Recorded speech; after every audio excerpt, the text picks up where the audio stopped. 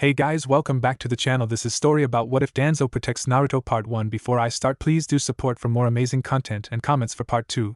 Do consider to subscribe my channel and share my video to your friends and check out the description as well. Let's start the video. Tenten was sitting in a cabin in the woods and thought, Mom, why is it so hard to keep going? I want to prove to everyone and myself that women can be just as good as men, but it's hard when nobody really supports me. As she closed her eyes, a noise from outside drew her attention, and she looked out and saw a blonde-haired boy about her age with a huge scroll on his back, and she thought, what kind of idiot wears orange, and what's he doing out here? Naruto looked around and said, this looks like the place I was told to come to. Now to learn a jutsu. As he walked over and unrolled the scroll and leaned against the cabin and began to read. Tenten inside the cabin rolled her eyes and thought, great, I want it to be alone him Kagebunshin no jutsu, that's a jounin level jutsu. Whoa, how did he get his hands on a scroll with all those jutsu? As she looked out the window to where Naruto was sitting, and Naruto jumped up and said, alright, I think I got it, let's give it a try. As he walked a few feet away and put his hands together and said Kagebunshin no jutsu. As a deformed clone appeared, and Naruto frowned and said, damn it again. As he tried it over and over again. While that was going on, Tenten pulled out a scroll and a pen and began to copy what she read off the scroll. Naruto left open on the ground and thought, Kage Shuriken no jutsu and Kage Kunai no jutsu. I could use both those with my weapons. An hour later, Tenten, who had finished copying several jutsu from the forbidden scroll, looked out at Naruto, who was panting, and thought, damn, and I thought Lee and Guy Sensei were stamina freaks, but at least he got that jutsu down. Just then Iruka came in the clearing and screamed, I found you, Naruto. What the hell were you thinking? Naruto looked up and said, oh hey Iruka Sensei, so I guess this is where you test me and I graduate, right? Iruka blinked, as did Tenten, and Iruka said, what are you talking about, Naruto? Naruto said, the makeup test Mizuki-sensei told me about. He said if I could successfully get that scroll from the Hokage Tower and learn a jutsu from it, then I would pass. Tenten frowned and Iruka looked confused and said, Mizuki, in a questioning tone, when his ears heard the sound of weapons flying, and he screamed, get down. As he covered Naruto just as a couple of weapons stabbed him in the back. Tenten's eyes were wide and she thought, fuck, the one time I don't have a weapon on me. As she began to look around out the window and saw Mizuki standing on a tree. Iruka pushed himself up and said, Mizuki, what are you doing? Why did you do this? Mizuki said, quit acting so confused, Iruka, you should already know the answer. I'm here to kill the demon behind you. The question is, why are you defending him when he killed your parents? Naruto looked confused as Tenten's eyes widened, and Naruto asked, what's going on? Why did you attack Iruka-sensei, Mizuki-sensei? Mizuki said, give me the scroll, Naruto. As he held out his hand. Iruka pulled out a kunai and said, Naruto, whatever you do, don't give that scroll to Mizuki. It contains all of Konoha forbidden jutsu. Guard it with your life. Tenten's eyes widened and thought, those are forbidden jutsu. As she patted the scroll she made. Mizuki said, hey, you want to know a secret? The reason why everyone hates you, Naruto. Iruka said, no Mizuki, you know it's forbidden. Naruto asked, what are you talking about? What's forbidden? Mizuki said, 14 years ago the Kyuubi no Kitsune attacked Konoha. The Sandaime passed a law making it illegal to tell exactly what happened to the Kyuubi. The truth is the Yondaime sacrificed his life to seal the Kyuubi in a newborn baby. You are the Kyuubi no Kitsune. Naruto was frozen in place as he heard this, as he remembered all the whispers and glares, and Tenten's lips pursed together, and thought, bullshit, even if what you said is true about the Yondaime sealing the Kyuubi, then it is only sealed, not turning him into the Kyuubi. Mizuki pulled out a demon windmill shuriken and threw it at Naruto, who was frozen when Iruka shoved him down, and Naruto looked wide-eyed, and then he grabbed the scroll and took off running. Tenten saw as Mizuki and Iruka chased after the direction Naruto went, and she left the cabin and grabbed a kunai that Iruka had pulled out and dropped before she also ran in the direction the others left. When she got there, she saw Iruka and Mizuki facing each other, and Iruka said, you're right, a demon would do that, but Naruto not a demon, he is a proud citizen of Konoha who dreams to be Hokage. Mizuki said, then I have no choice but to kill you first. I was going to wait until the end, but you leave me no choice. As he drew back to throw another windmill shuriken when Naruto appeared, kicking Mizuki in the face, and said, don't you dare harm Iruka-sensei again or I'll kill you. Mizuki laughed and said, you kill me? You're not even fit to be a ninja. I can defeat you with one hand. Naruto gritted his teeth and said, bring it, and I'll return what you give to me 100 times over. Kagebunshin no jutsu. As the clearing was covered in Naruto. Everyone's eyes were wide at this, and Tenten thought, no way, there's over 100 of them, ouch, that's going to leave a mark. As she watched Naruto defeat Mizuki. Iruka, seeing this, said, Naruto, come here, close your eyes a minute. Naruto did, and Iruka pulled off Naruto goggles and placed his height on Naruto's head and said, you can open them now, congratulations. You pass. Naruto smiled and said, just you wait, Iruka-sensei. I'll show everyone I'm me and not the Kyuubi, and someday I'll become Hokage and earn everyone respect. Iruka said, I believe you will, Naruto. Now let's get that scroll back to the Hokage. As Naruto helped Iruka leave the clearing. Tenten, who was hiding in some bushes, smiled and thought, I believe you will also, Naruto. If you can reach your dream, then so can I. As she looked at their retreating form before her eyes landed on Mizuki, and she flipped the kunai in her hand around and then threw it at Mizuki, hitting him in the spine, making him scream out, and thought that will make sure he can't get away until ANBU show up. When Tenten got home that night, her dad was sitting at the table drinking some tea and said, you're home late, dear. Is everything alright? There seemed to be a lot of activity tonight. Tenten bit her lip and walked over and sat down and asked, Dad, earlier I was in the woods thinking when I saw a fight between a couple of ninja and a kid named Naruto. I heard some things about the Kyuubi and some law. Dustin frowned as he sat back and asked, and? Tenten asked, could you tell me what you know about it? I'll tell you what I heard first if you want. Dustin nods and Tenten told him what she heard, and Dustin sighed and said, I'm glad to see you're using your brain and not following the crowd. A lot of people are not as smart as you, and the way it sounds that Mizuki guy was one of the kids sensei who most likely been screwing him over in the academy. Tenten said, I believe it. His taijutsu had no form, his balance and moves were all wrong, his chakra control sucks, and don't get me started on the cloths. Dustin laughed and said, yeah, but that's probably all he could afford or was allowed to buy. I'd let him shop here, but we don't let civilians in here, so he couldn't until he became a ninja. As he got serious, Tenten frowned and said, Dad, I don't like where my mind is going with this.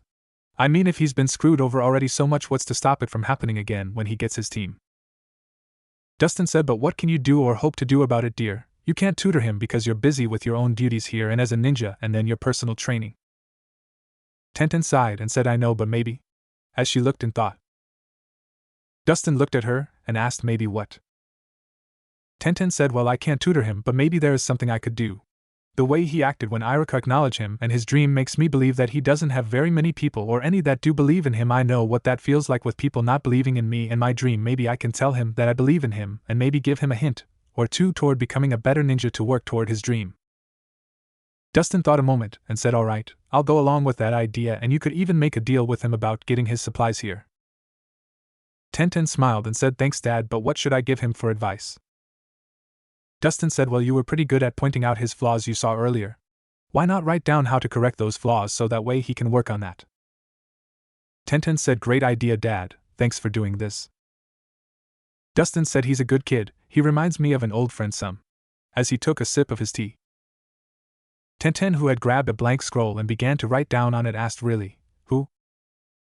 Dustin said, an old friend, that's all I will say. Tenten, who was writing, said, hey Dad, do you think we could give him a one-time discount to get him out of that kill me orange outfit? Dustin said, only if he agrees to get all his equipment from us in the future. I'm not running a charity, and I don't want him thinking we are either. Tenten nods and said thanks. As she kept on writing. The next morning Naruto was awoke by someone knocking on his door, and he rubbed the sleep from his eyes as he opened the door in his frog boxers and wearing his black and white nightcap, and he blinked as he saw a girl about his age standing there in a Chinese shirt, and said, can I help you? Tenten bit her lip to keep from laughing and said, could I come in and could you get on some shorts? Please. Naruto blinked and looked at his cloths and frowned and said, sorry about that, I have not had a chance to go to the bathroom yet. Tenten blinked and then blushed as she looked down and saw what he was referring to, and Naruto turned and went toward the bathroom, leaving the door open for Tenten to come in, and Tenten frowned as she came in and closed the door as she heard the bathroom door close and said, are you always this forward letting people come in? Naruto, who was in the bathroom, said through the door, I don't get a lot of visitors, so if someone actually comes here they must have an important reason. As he flushed the toilet and grabbed a pair of his pants and slipped them on. When he came out he saw Tenten, who was looking around, and said, so who are you and why are you here? Tenten said, oh right, my name is Tenten, my family owns the Wolf Claw weapons shop. Last night, in the woods at the cabin. Naruto frowned and Tenten said, my family owns that cabin and I go there to relax when I want to be alone, and I heard everything. Naruto closed his eyes and said, so what are you here for, to try and kill me also? As he sighed with a tired tone. Tenten said, actually, no. That Mizuki guy was full of shit. I work with sealing all the time and I know if something is sealed in something that does not make them the same thing. The reason I'm here is I wanted to tell you I understand a little about what you're going through, I mean with your dream of being Hokage. I have my own dream of proving women can be just as good as men as ninja, and not very many people believe in me or my dream, but I keep on going, trying to get better and stronger every day, working toward my goal, and I wanted to tell you that from what I saw last night that you made me believe in you and your dream also, and so I wanted to tell you that I believe in you. Naruto was shocked as he heard this and said, thank you, you're not just making that up, are you? Tenten shook her head and said no. In fact, when I got home last night I talked with my dad to find out what he knew about what I saw and heard, and he told me he was proud of me for not being an idiot like Mizuki and knowing the difference. When you kicked Mizuki ass, I was actually in a tree ready to help fight the bastard, and after you left I used the kunai I had to stab him in the spine to make sure he couldn't escape before Inbu arrived. After talking with Dad I made this for you. As she pulled out a scroll and handed it to Naruto. Naruto frowned and asked, what is it? Tenten said, well, when I saw how you moved during the events and when I was watching you practice the Kagebunshin no Jutsu from the cabin, I saw a couple of areas I thought that you could improve a little bit on, and so I wrote down things that I know are ways to correct them, like chakra control and a few other things also. You had left the scroll open when you were practicing, and I read and copied the first 3 jutsu from it, and I included them on that scroll for you. I saw something that could help you really quick and I underlined it as part of the Kagebunshin no Jutsu description. Naruto, who had took the scroll and began to read it, said, anything they learn is transferred back to the original. Tenten said, yeah, I figured that could help you get your chakra control under control quicker. Also, Dad and I talked, and he said that when you were a civilian you couldn't come in our store because we only sell to shinobi, because we didn't want kids coming in and getting hurt on the weapons, but we would like to make a deal with you. If you agreed to use our family shop to get all your future equipment, we would give you a one-time discount on your equipment to help you get started now that you're a fellow shinobi of Konoha. It isn't charity or a gift. It's just we want you to be a proud ninja and not someone who people will make fun of. We want you to show everyone you are you and not QB, so no more kill me orange. Naruto rolled up the scroll and looked at Tenten and asked, why are you doing this? Tenten said, because I want both of us to show the world who we really are and both of us to complete our dreams. Well, that is all I came here for. I've sealed 2 books, one on sealing and the other on chakra control theories, and those 2 seals on the bottom. All you have to do is add chakra and they will pop out. Now I have to get going to meet my team for training, and even if you don't accept this I still wish you luck. As she got up and started toward the door. Naruto said, wait, thank you, you don't know how much this means to me, and also the fact you accept me for me, can we be friends? Tenten smiled and said, I'd like that. Naruto smiled and said, well, good luck Tenten, and I hope to see you again sometime, and I hope you reach your dream. Tenten said, same to you Naruto, good luck. As she quickly left. Naruto thought things are starting to get better and better. After Tenten left, Naruto read over the scroll several times and thought she put a lot of time and effort into this. I can see how well she thought over it.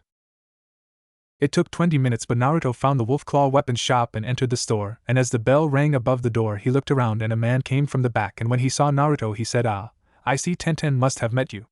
I'm Dustin. Naruto smiled slightly as he saw Dustin being friendly, and he said, Naruto Uzumaki. Dustin laughed as he said, I know, several of your reputations precede you, including being the prank master from hell. I loved the Hokage monument paint job you did. I hear A&B you got their ass chewed up over that one since nobody saw you until you were nearly done. Naruto laughed and said, yeah, I still can't figure out how I was able to avoid all those ninja until Iruka-sensei found me, so anyways, I'm not sure what to get or where to get started, and I don't have very much money. As he pulled out his wallet. Dustin said, let's start off with your cloths and go from there, and we will work something out on the payment if you don't have enough. Now let's see, can you take off your coat so I can take your measurements, and then we can get started on getting you some new cloths.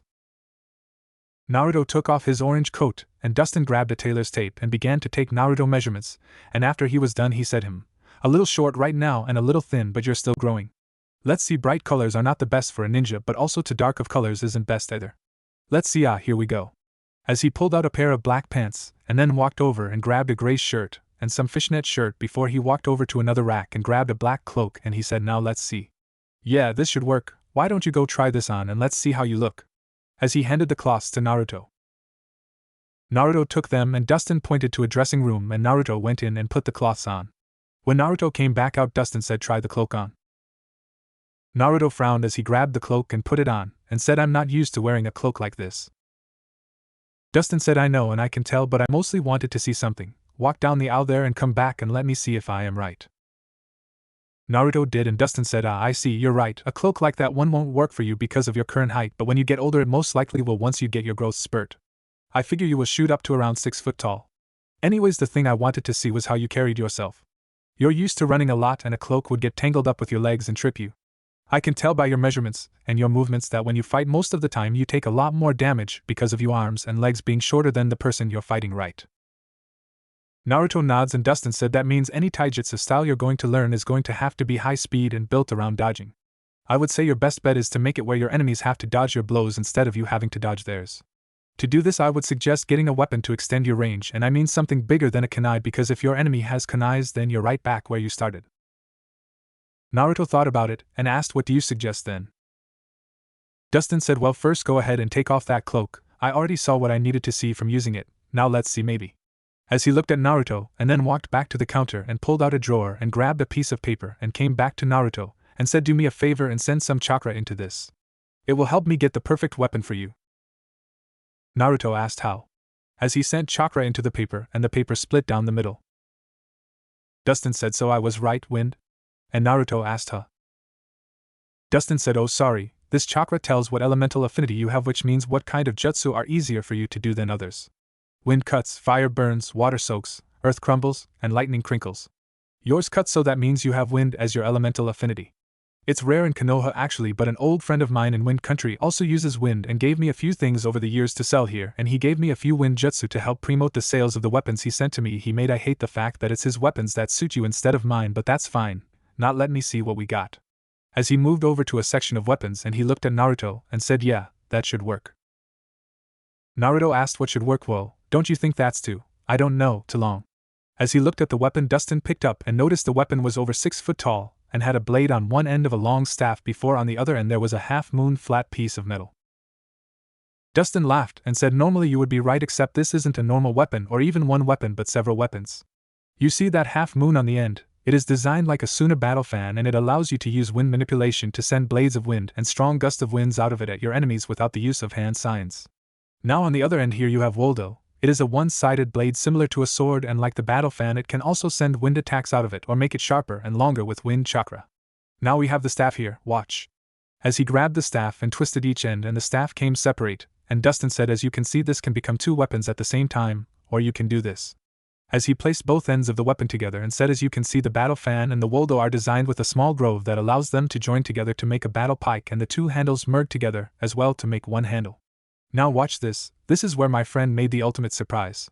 As he grabbed the handle near the pike and pulled it off, leaving a 3-foot staff and a foot-long staff on the pike, and said, here is a battle axe that you can carry around and a staff weapon. What do you think? Naruto was wide-eyed and said, whoa, that is awesome, but all the time putting it together and taking it apart seems to me like it would be dangerous. Dustin smirked and said, excellent, I would have hit you over the head with this if you had actually accepted this weapon. This weapon is good, but more along the lines a samurai would use. You're not a samurai but a ninja, you don't have time to put together and take apart this in battle. I keep it here because it was the last piece of work my friend gave me before he passed away, and it's a reminder about putting too much work into any one weapon. A weapon, no matter how well made it is or how deadly it is only as effective as the person who wields it. Nobody can actually wield this weapon correctly even though it is so deadly. Naruto frowned and asked, then why did you pick it out and show me it? Dustin said, because you needed to understand the different types of weapons that you could use as a wind user, and understand just because you can use a weapon doesn't mean you should use a weapon. Kunais and shurikens are cheap and inexpensive weapons that don't take much skill to use and are not really considered a weapon but more of basic tools. A weapon, however, is something you bond with and take time learning and taking care of. It becomes a part of you. Now catch. As he tossed Naruto a scroll. Naruto asked, what's this? Dustin said, that scroll contains what I figure is the best weapon for you right now. It's a basic ninjata sword that allows a person with wind chakra to use it and train in the use of wind chakra without destroying the weapon. It's actually a mass-produced weapon that is common, but the reason I am saying that is your best choice is you need to learn to wield a weapon and figure out what you can and can't do, so that way when you find a weapon that you prefer, it is a weapon that is a part of you. Sometimes you can find one and other times you have to make one yourself. Do you understand? Naruto asked, is this what you were saying about a person bonding with a weapon? Dustin nods and said, when you find your weapon you will know what I mean. It's not something other can do for you, but you have to live long enough to find your weapon, and that is why I am giving you that ninjata. Naruto frowned and after a moment smirked and said, I think I understand. It's not being what I am but who I am that determines my weapon. Dustin said very good. Most people don't understand that, and think that just because they're a ninja they need this or that kind of weapon, and it ends up getting them killed. There's an old saying, a user doesn't pick the weapon picks its user. I am a firm believer in this. Naruto smiled and said I can see why Tenten's so smart. Dustin laughed and said no, she got that from her mother. Anyways, let's get you finished up. Go grab you a coat over there off the rack to wear over your normal cloths, and I'll get you 3 more sets of the rest of the cloths I got you. Naruto nods and he grabs a gray coat that slowly moves into a light blue and puts it on, and Dustin had a scroll and said alright, here you go. Here is a total of 4 sets of cloths including the one you got on, the ninjata, the coat, 2 sets of shurikens and kunai, a sealing kit along with some scrolls so that way in case you decide to try it out like Tenten suggested you will have the supplies. I have also included a first aid kit and a scroll with 5 wind jutsu and wind manipulation training to help you with that, and some weights. Is there anything else you need? Naruto shook his head and Dustin said that will be a total of $960. Naruto was wide-eyed as he pulled out his money and said I only got $600. Dustin said normally this would have cost you $1,200 so I gave you a discount, and I figured you would be short so pay half now and once a month I expect you to come pay part of the rest of your balance until it's paid off, deal? Naruto said deal, so I owe you $480. Dustin nods and Naruto handed him the money and said thanks. Dustin said no problem, now you better get going. I mean you can't stay here all day talking to an old man like me if you want to get stronger. Naruto laughed and said I guess not but thank you and I'll be sure to pay you. Dustin said I believe you will, kid. Naruto said well CYA. As he left. Naruto left and went to the woods behind the Hokage monument and opened the scroll and thought looks like the same seal as the other scrolls so here goes. As he sent chakra into each of the seals on the scroll unsealing the items. Naruto smiled and picked up the weights and thought let's see chakra weights, send chakra to the seal on each band and a number will appear and will stop adding at 50 pounds each. Release the weights by putting blood on the one marked right arm. Sounds simple enough. As he put one on both his arms and one on both his legs and began to send chakra into them and saw them get to 10 pounds and Naruto thought that should do it for now. Naruto then looked at the other things and resealed everything except the scroll on wind jutsu and thought well, I guess it's time to see if Kagebunshin really do transfer back their memories. And then he unsealed the sword and the 2 books and put his hands together, and said Kagebunshin no jutsu. As 20 Kagebunshin appeared and Naruto said alright I want you to work on that leaf balancing, you will work on the tree climbing, you go find some water and try the water walking, you start reading the book on seals, you start reading the book on chakra control theories and let's see it says here that in order to learn to control our wind chakra we have to fold our chakra in half and use the thin edge of our chakra to cut leaves, stones, and water. Okay you 3 go and figure out amongst yourself which one you want to try. Now let's see, that leaves me 12 more of you guys. I got the Kage Kunai no Jutsu and the Kage Shuriken no Jutsu to learn and also these 5 wind jutsu. I want you 2 to take a Kunai and a Shuriken and do as the scroll said trying those 2 jutsu and I want you 5 to work on of the wind jutsu. Okay, that leaves me with 5 more. Why doesn't Gigi do this with his paperwork if this works? Alright you 5 go work on chakra control. I don't care which but go. A Kagebunshin asked what are you going to do?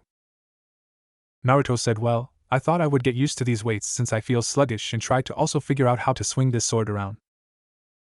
A Kagebunshin asked but I thought we were going to do the dodging thingy? Naruto frowned and said oh yeah, I forgot about that. Well I don't have enough money to buy some rubber balls since I still need to eat until I get paid again. A Kagebunshin asked why not use sticks and rocks, it's not like we haven't been hit with them before. Naruto thought a moment and said alright. Instead of chakra control you 5 go find some rocks and come back and we will try the dodging thing while I swing this thing. The Kagebunshin said hi. And all of them left. Naruto was reaching for the sword when the Kagebunshin working on tree climbing fell back and exploded and Naruto blinked as did all the Kagebunshin and he said well that works Kagebunshin no jutsu. As 15 more Kagebunshin appeared and he frowned and said alright, divide into 3 teams and go work on one of the chakra control exercises. As he reached for his sword. A Kagebunshin said why should we listen to you? Naruto said because I'm the original and you're just a clone. The Kagebunshin gave him a raspberry before it was stuck with Naruto's sword and Naruto asked anyone else want to die. One said that was mean boss. Naruto sighed and said I'm going to go crazy. Look, just do what I told you to already. The clones quickly left, and a few seconds later Naruto got the memories of one of them and thought this is going to be a long day. Before he was hit in the head by a rock and he screamed out. A Kagebunshin said sorry boss but you're supposed to dodge. Naruto flipped him off and said warn me next time. A Cage Bunshin screamed dodge. Having already thrown a rock and Naruto got hit in the back of the head. Naruto growled and one said ready boss. Naruto said yeah. Just then he was hit in the back and he said hey, I wasn't ready. One said boss, you said you were? Naruto slapped his head and said alright look, let's start with dodging in front of me for now, alright. The 5 Cage Bunshin got together and drew back and asked ready. Naruto nods and he dodged the first rock only to get hit by 4 more and he muttered ow. Before he got back up and started again. Several hours later Naruto was limping back into the village covered in bruises and blood and Irika who was walking by asked Naruto is that you? Naruto looked at him and nods and Irika asked what happened to you? Who did this? Naruto rubbed his ribs and said I got in a fight with myself and lost. Irika looked confused and asked huh? What are you talking about? Just then a Cage Bunshin came running up behind Naruto and said hey boss, you forgot this. As he held up a scroll. Naruto reached for the scroll and the Cage Bunshin said sorry boss, but you told us to throw as hard as we could. Naruto looked at him and kicked him in the nuts, and he winces as he got the memories and said note to self don't kick nuts on Cage Bunshin. Ow. As he bent over. Irika blinked and said are you going to be alright Naruto? Naruto fell to the ground and said no, I'm dying. As he curled up into a fetal position. Irika's sweat dropped, and put his hand on Naruto's shoulder, and she shined away to Naruto's apartment, and Naruto opened his eyes and said thanks I think I know why that jutsu is a forbidden jutsu.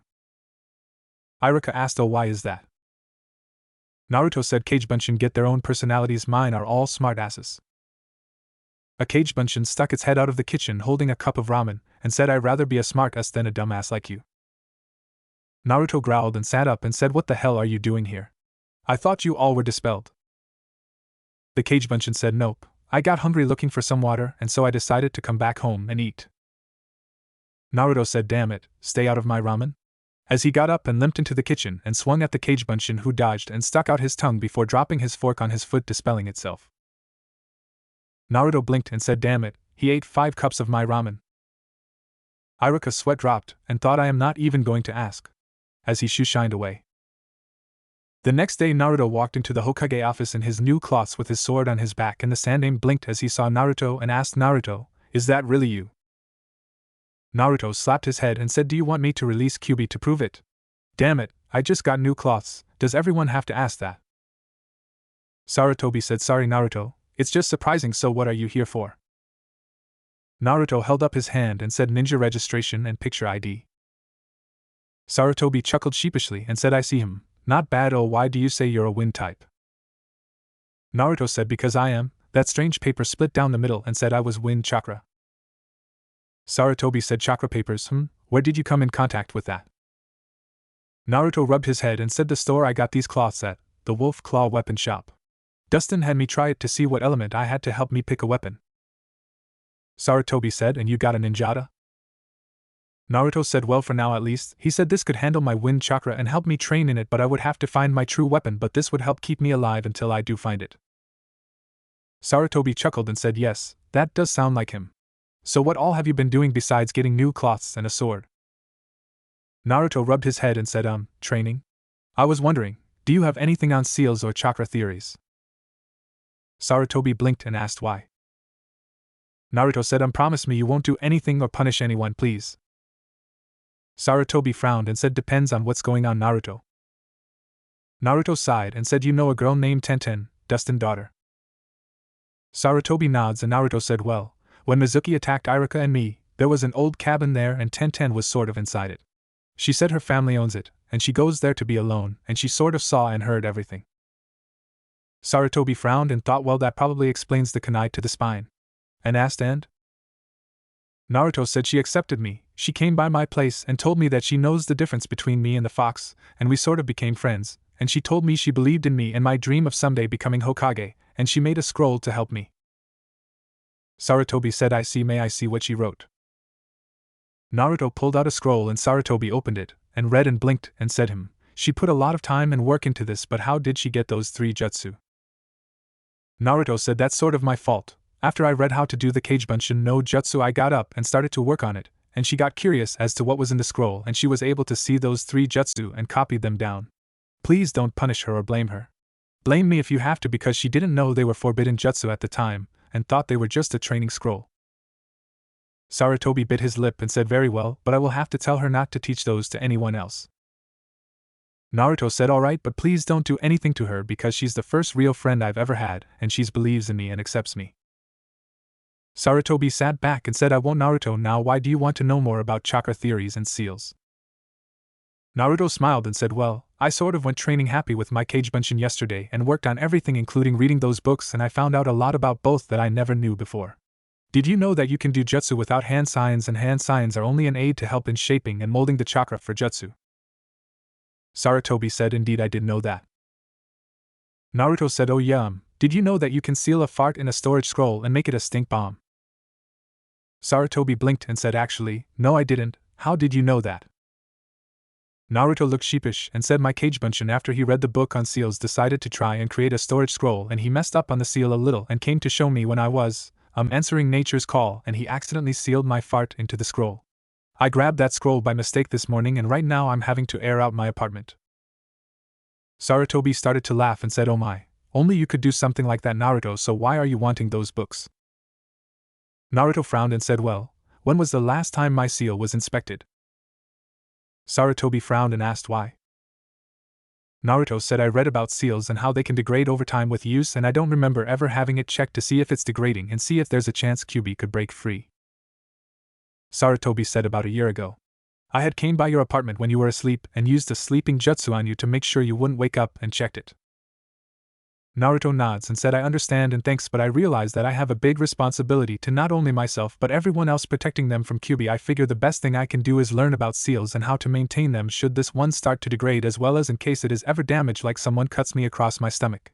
If I knew more about seals, I could know if there was a danger of Kyuubi escaping, and if so, I could get as far away from Konoha as I can before the seal collapsed, to at least give the people more of a chance to prepare in case it decided to come back and finish what it started. Sarutobi looked at Naruto and asked, are you planning to mess with the seal? Naruto said, only to ensure that Kyuubi doesn't get free. I've read enough warnings to know that if the seal fails there are several possibilities, but all of them agree that I would die, and I personally don't plan to die until I am older than you. Sarutobi bit his lip and said, Naruto, you have made several well thought out points, and I commend you on realizing what could happen. I will agree to give you access to more books on sealing, but only on 2 conditions. The first is you do not do anything to the Kyuubi seal unless you have my permission first, and only if I agree to it. The second is you will be tested every so often by Konoha Seal Master, Jiraiya of the Sanins, who will also help in your study of seals. Do you understand? Naruto nods and Sarutobi said, very well. As he got up and grabbed 2 books and came back over and said, this is the next book in the series the book you already read came from. I will not help you until you can demonstrate that you can use every seal in this book and the one you already have without any mistakes. Naruto smiles and said, thanks Gigi. Sarutobi said, the second book, Naruto, is one that was wrote by the Yondaime Hokage on the theories of chakra manipulation. You must not let anyone else read this book, as it's not supposed to ever leave this office. Do you understand?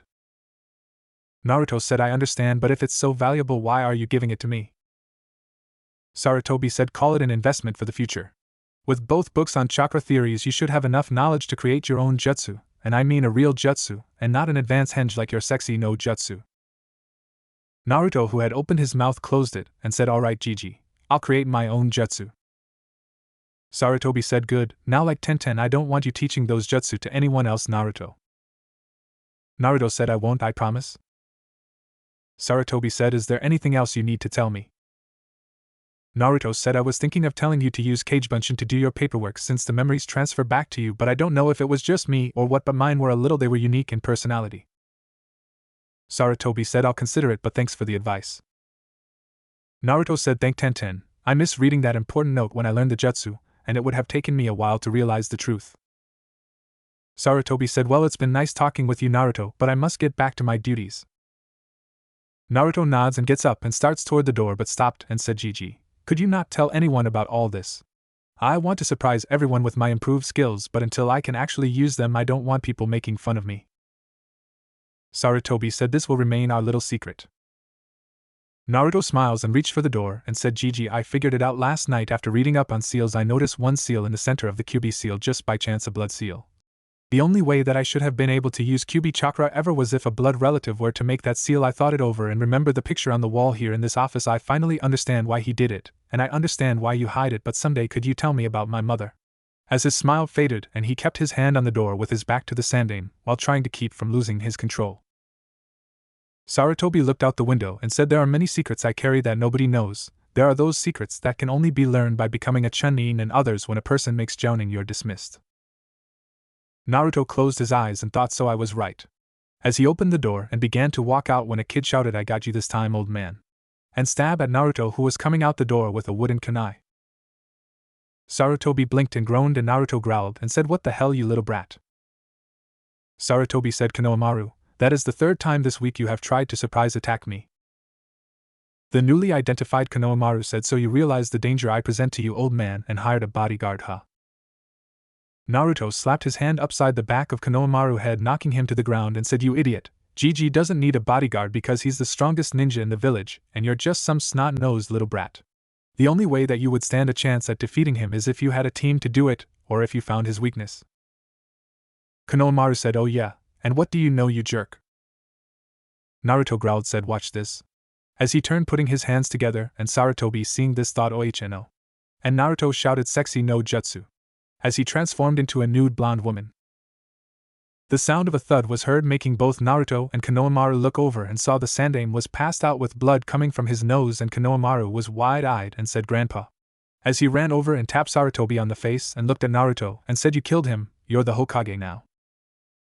Naruto changed back and said, idiot, he's just passed out because he's a pervert. That is his weakness. A groan was heard and Sarutobi rubbed his head and wiped the blood off his face and said, sexy no jutsu, very dangerous kinjutsu, don't do it again. Naruto laughed and said, hey, I just thought of another jutsu, Gigi. It won't work for our deal, but I think you will like it. Harem jutsu. As the room was filled with nude blonde girls. Sarutobi passed out again and Konohamaru was wide-eyed and said, you have got to teach me that. Naruto snorts as he released the jutsu and said, no, now go away, brat. As he turned and started to walk away. At that moment Ebisu walked into the room and shouted, honorable grandson, my, what have you done to the Hokage, honorable grandson? As he moved over to wake up the Sandaime. Konohamaru looked at where Naruto had went and thought, I don't know who you are, but I'm going to learn how you did that and defeat Gramps and you. After the Sandaime was up and Konohamaru was gone, the Sandaime thought, I'm sorry Naruto, but you're not ready. That afternoon Naruto was dodging rocks his Kagebunshin were throwing at him as other ones were doing the same exercises from the day before and also reading the 2 new books when a voice said, you know, I didn't think you would get this serious about your training. Causing Naruto to look up and see Tenten standing on a tree limb and said, oh hey OWW, damn it, stop throwing a minute, so what are you doing here and how did you find me, Tenten? Tenten jumped down out of the tree and said, well, the Sandaime told me you usually train up here after he had a little talk with me. As she shot him a glare. Naruto saw this and asked, he didn't punish you or anything, did he? Tenten said no, but he could have, because some of the things I trusted you with were secrets that you're not supposed to learn until after you actually become Genin. Naruto said, but I am one. Tenten shook her head and said, no, not yet, there's another test that is given by your Jounin sensei to see if you are ready to be one. The test at the academy is just to see if you might be ready. Naruto frowned and said, I didn't know and I'm sorry if I got you in trouble, but... Tenten said, but what? Why did you go see him and tell him about me? As she placed her hands on her hips. Naruto sighed and said, I finished those 2 books you gave me and I learned a lot of things I didn't know, some of which scared me, like the fact seals degrade over time with use. I was worried about, you know.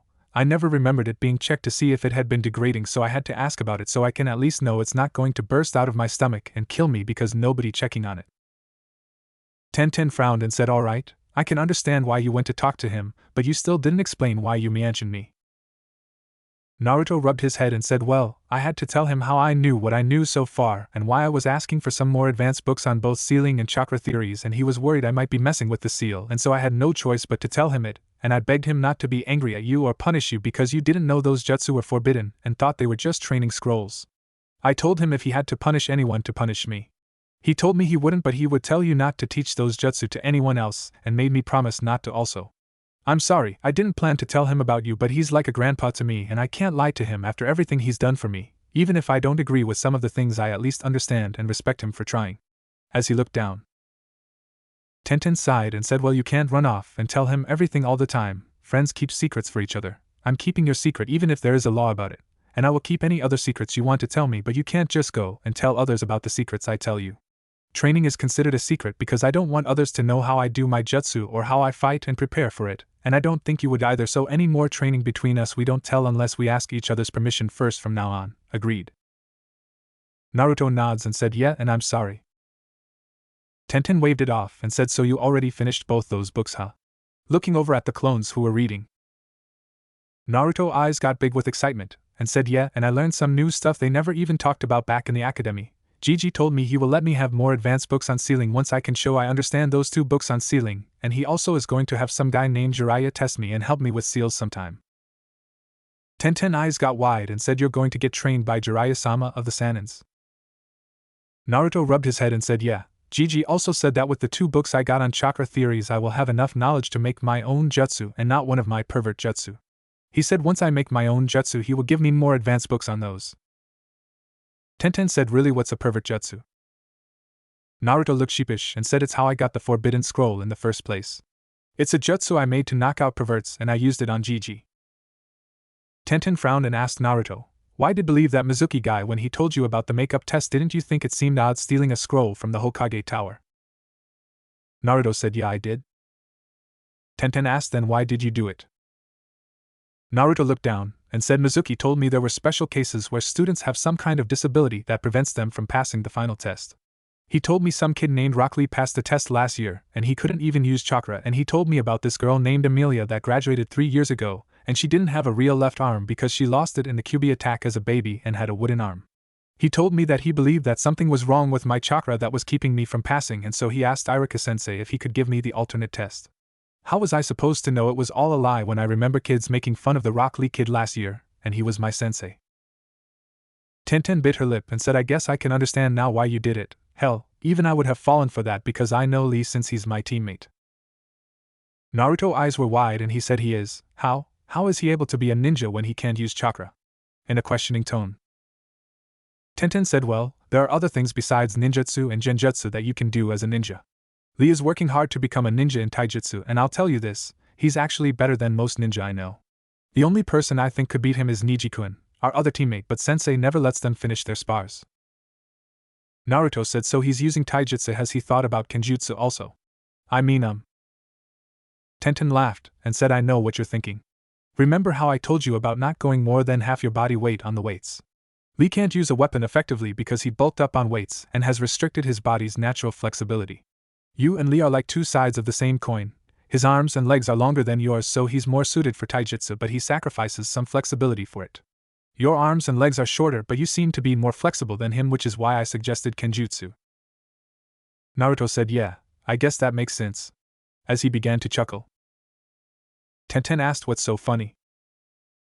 Naruto said, oh sorry, I was just laughing because I've learned more from you in a couple of days than I did in all my years at the academy, damn it.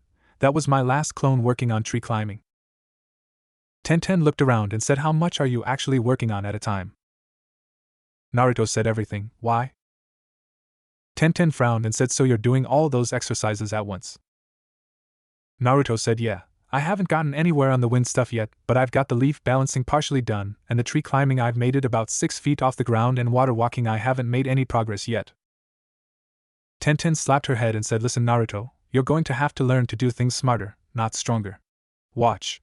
As she walked over and placed 1 foot on a tree and kept it there, and said, do you see what I am doing? I could go up this tree in a hurry and fall down 1,000 times trying to learn to walk up it, but instead what I am doing is going 1 step at a time, letting my chakra get the right amount where I am stuck to the tree good so I can do this. As she moved her foot on the ground to the tree and said slowly, 1 step at a time, this isn't a race but a goal. It doesn't matter if you're first getting it as long as you do get it. Naruto blinked and said, so if I just need to take my time and learn to get up the tree, then why do I need to work on my controls so much? Tenten said, because the more chakra you use the more you will make later. What I've found is best is start with 1 tree. When you can walk up and down the tree on every branch that is at least as big as your wrist, top and bottom of the branch, then you have learned that tree and it is time to move to another tree. Each tree is different and provide a little bit of difficulty that you will have to learn to adapt to and improve on. Naruto asked, will that work with the water walking as well? Tenten said yes, start off with water in like a pond where the water isn't moving, 1 step at a time, making sure you adjust and get it slowly, Then move up to a small stream, then a river, and then a hot spring, and if you get the chance, the ocean. Naruto said, so start doing things smarter, not harder.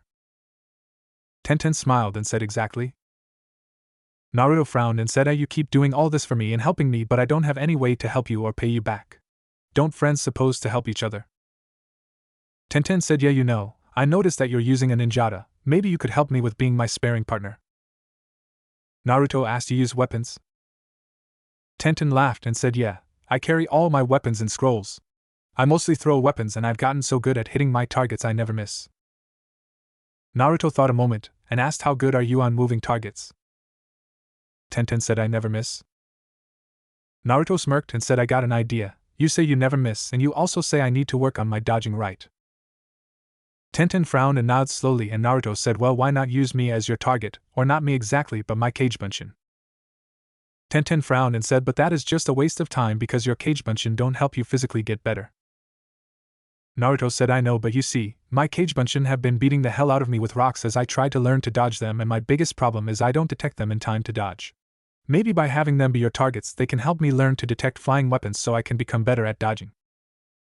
Tenten thought a moment, and said maybe that will work. As she thought it over, when Naruto shouted out, damn it, what the hell was that for? As he rubbed the side of his head where a rock hit him. A Kagebunshin said, HEY, we don't like being used as target practice any more than you do. Naruto frowned and said, but you're just Kagebunshins. The Kagebunshin said, so, we can still kick your ass like we did yesterday. Naruto glared at him, and Tenten said, do you always fight with yourself? Naruto said, seems like it lately. I think this is why it's a forbidden jutsu. Anyways, I'm the boss and you guys are going to listen to me. If Tenten wants to use you as target practice, then you're going to be targets, got me? Another rock beamed him upside the head, and the clone who threw it said, yes sir. Before it smirked, and said, oh Tenten, just be sure to aim at our nuts please. Naruto's eyes went wide and said, no please, not that. Tenten looked confused and asked why. Naruto rubbed his head and said, I kicked one of my clones there yesterday, and when they say they transfer back the memories, it's not just the actual memories, but also the pain in the memories of being hit. I felt like I was kicked in the nuts when the clone went up in smoke, so please, don't hit them there. Tenten said, alright, I won't. So anyways, what's this pervert jutsu you were talking about? As she tried to get back her sanity from seeing Naruto argue with himself. Naruto put his hands together, and said, sexy no jutsu. As he was covered in smoke, and when it showed his female form with clouds covering her, and crotch, Tenten got a tick and Naruto released the jutsu, and said, pretty good huh? Tenten glared at him and said, why in the hell did you do that? Naruto asked her, seeing her angry face. Tenten said, do you have any idea how demeaning that was to women?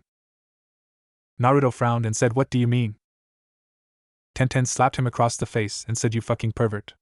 As she turned and started to leave, and Naruto, who was holding his face, said, wait, what are you upset about? Looking confused. Tenten turned and said, you know what I'm talking about, you made that jutsu to show that women are only sex objects, and is an insult to every woman out there. Naruto said, no I didn't, I made that jutsu to help women.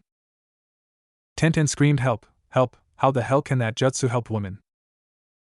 Naruto said, by letting a shinobi be back up on a Kunoichi-only mission. Tenten blinked and asked, what do you mean? As she tried to calm her temper and looked at Naruto questioningly. Naruto sighed and said, Mrs. Sudi. She used to be Gigi's secretary, and she would always keep little candies in her desk for whenever I came to Gigi so I could have one. She was one of the few who was always nice to me until last year when something happened on a mission with her daughter. I don't know all the details about what happened, but I came by one day, and she wasn't at her desk, so I went to Gigi's door, and was about to knock when I heard her screaming at Gigi from the other side of the door. She came out of his office crying, and she walked over to her desk and started gathering her things, and I saw how upset she was, so I walked over and asked what was wrong. She told me that her daughter was dead because her teammates couldn't get to her in time because they were men. I didn't understand what she was getting at, so I went to talk to Gigi after she left.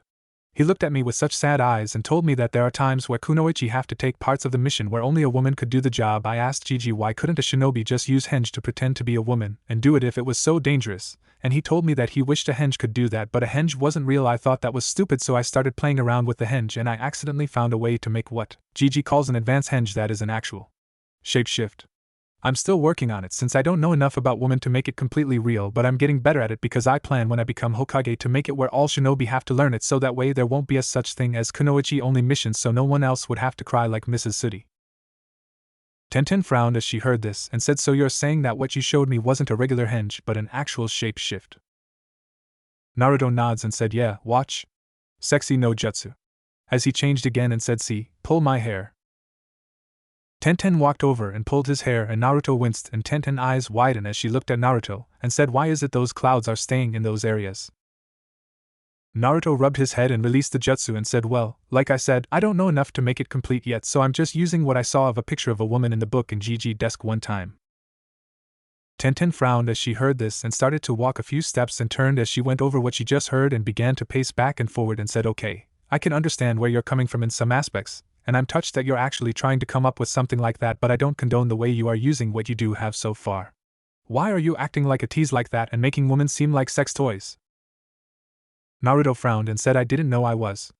I thought I was showing people my work on the jutsu so when I become Hokage they will know the jutsu works. Tenten asked, how couldn't you know it works? I mean, the way you moved your face and body was the actions of a tramp. Naruto said, but it was what the woman in GG book did to get men's attention. Tenten groaned and said, no way are you that innocent, are you?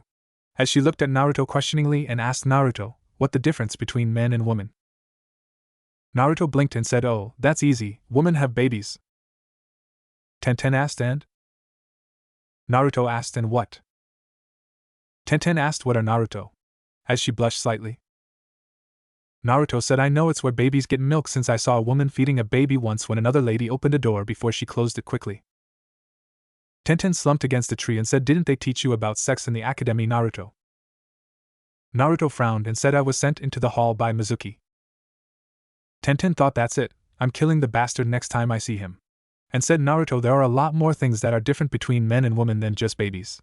I think I have a good idea of what kind of book you were reading to get your info, and I want you to stop using it for your work. In fact, until you have gotten a book on human anatomy and memorized both males' and females' anatomy, I don't want you to use that jutsu again. Please.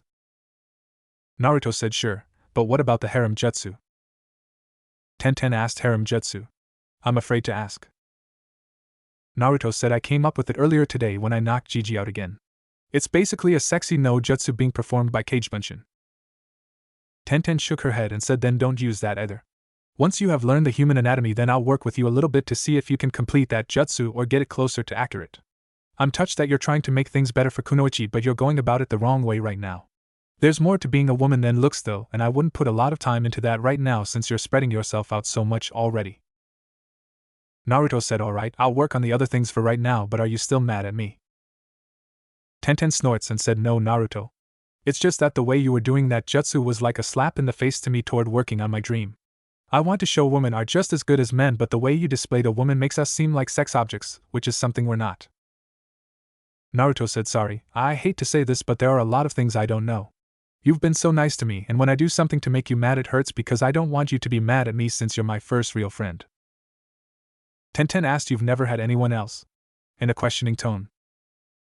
Naruto said, well, when I first joined the academy the first couple of days Sakura-chan was nice to me, but then she started to hang out with Ino, and she didn't have time for me and started calling me an idiot because of mistakes I made, and I think that might be why I try so hard to get her to go out with me is because I want to get my friend back, but no matter what I try to do it never seems to work. I also hung out with Kiba, Shikamaru, and Choji, but after we skipped school twice to go play and their parents came and got them, Shikamaru said it was too troublesome. Choji wanted to be with Shikamaru and Kiba got his dog companion and started spending all his time with Akamaru. I don't think they were getting away from me because of Kyubi though, because they never seemed scared of me, just annoyed and kept calling me a baka and dead last. Tenten rubbed her temples and said, okay, new rule, forget everything before the night you learned about Kyubi, act like it never happened. Like the day you start your period and think you bleeding to death, forget about that also.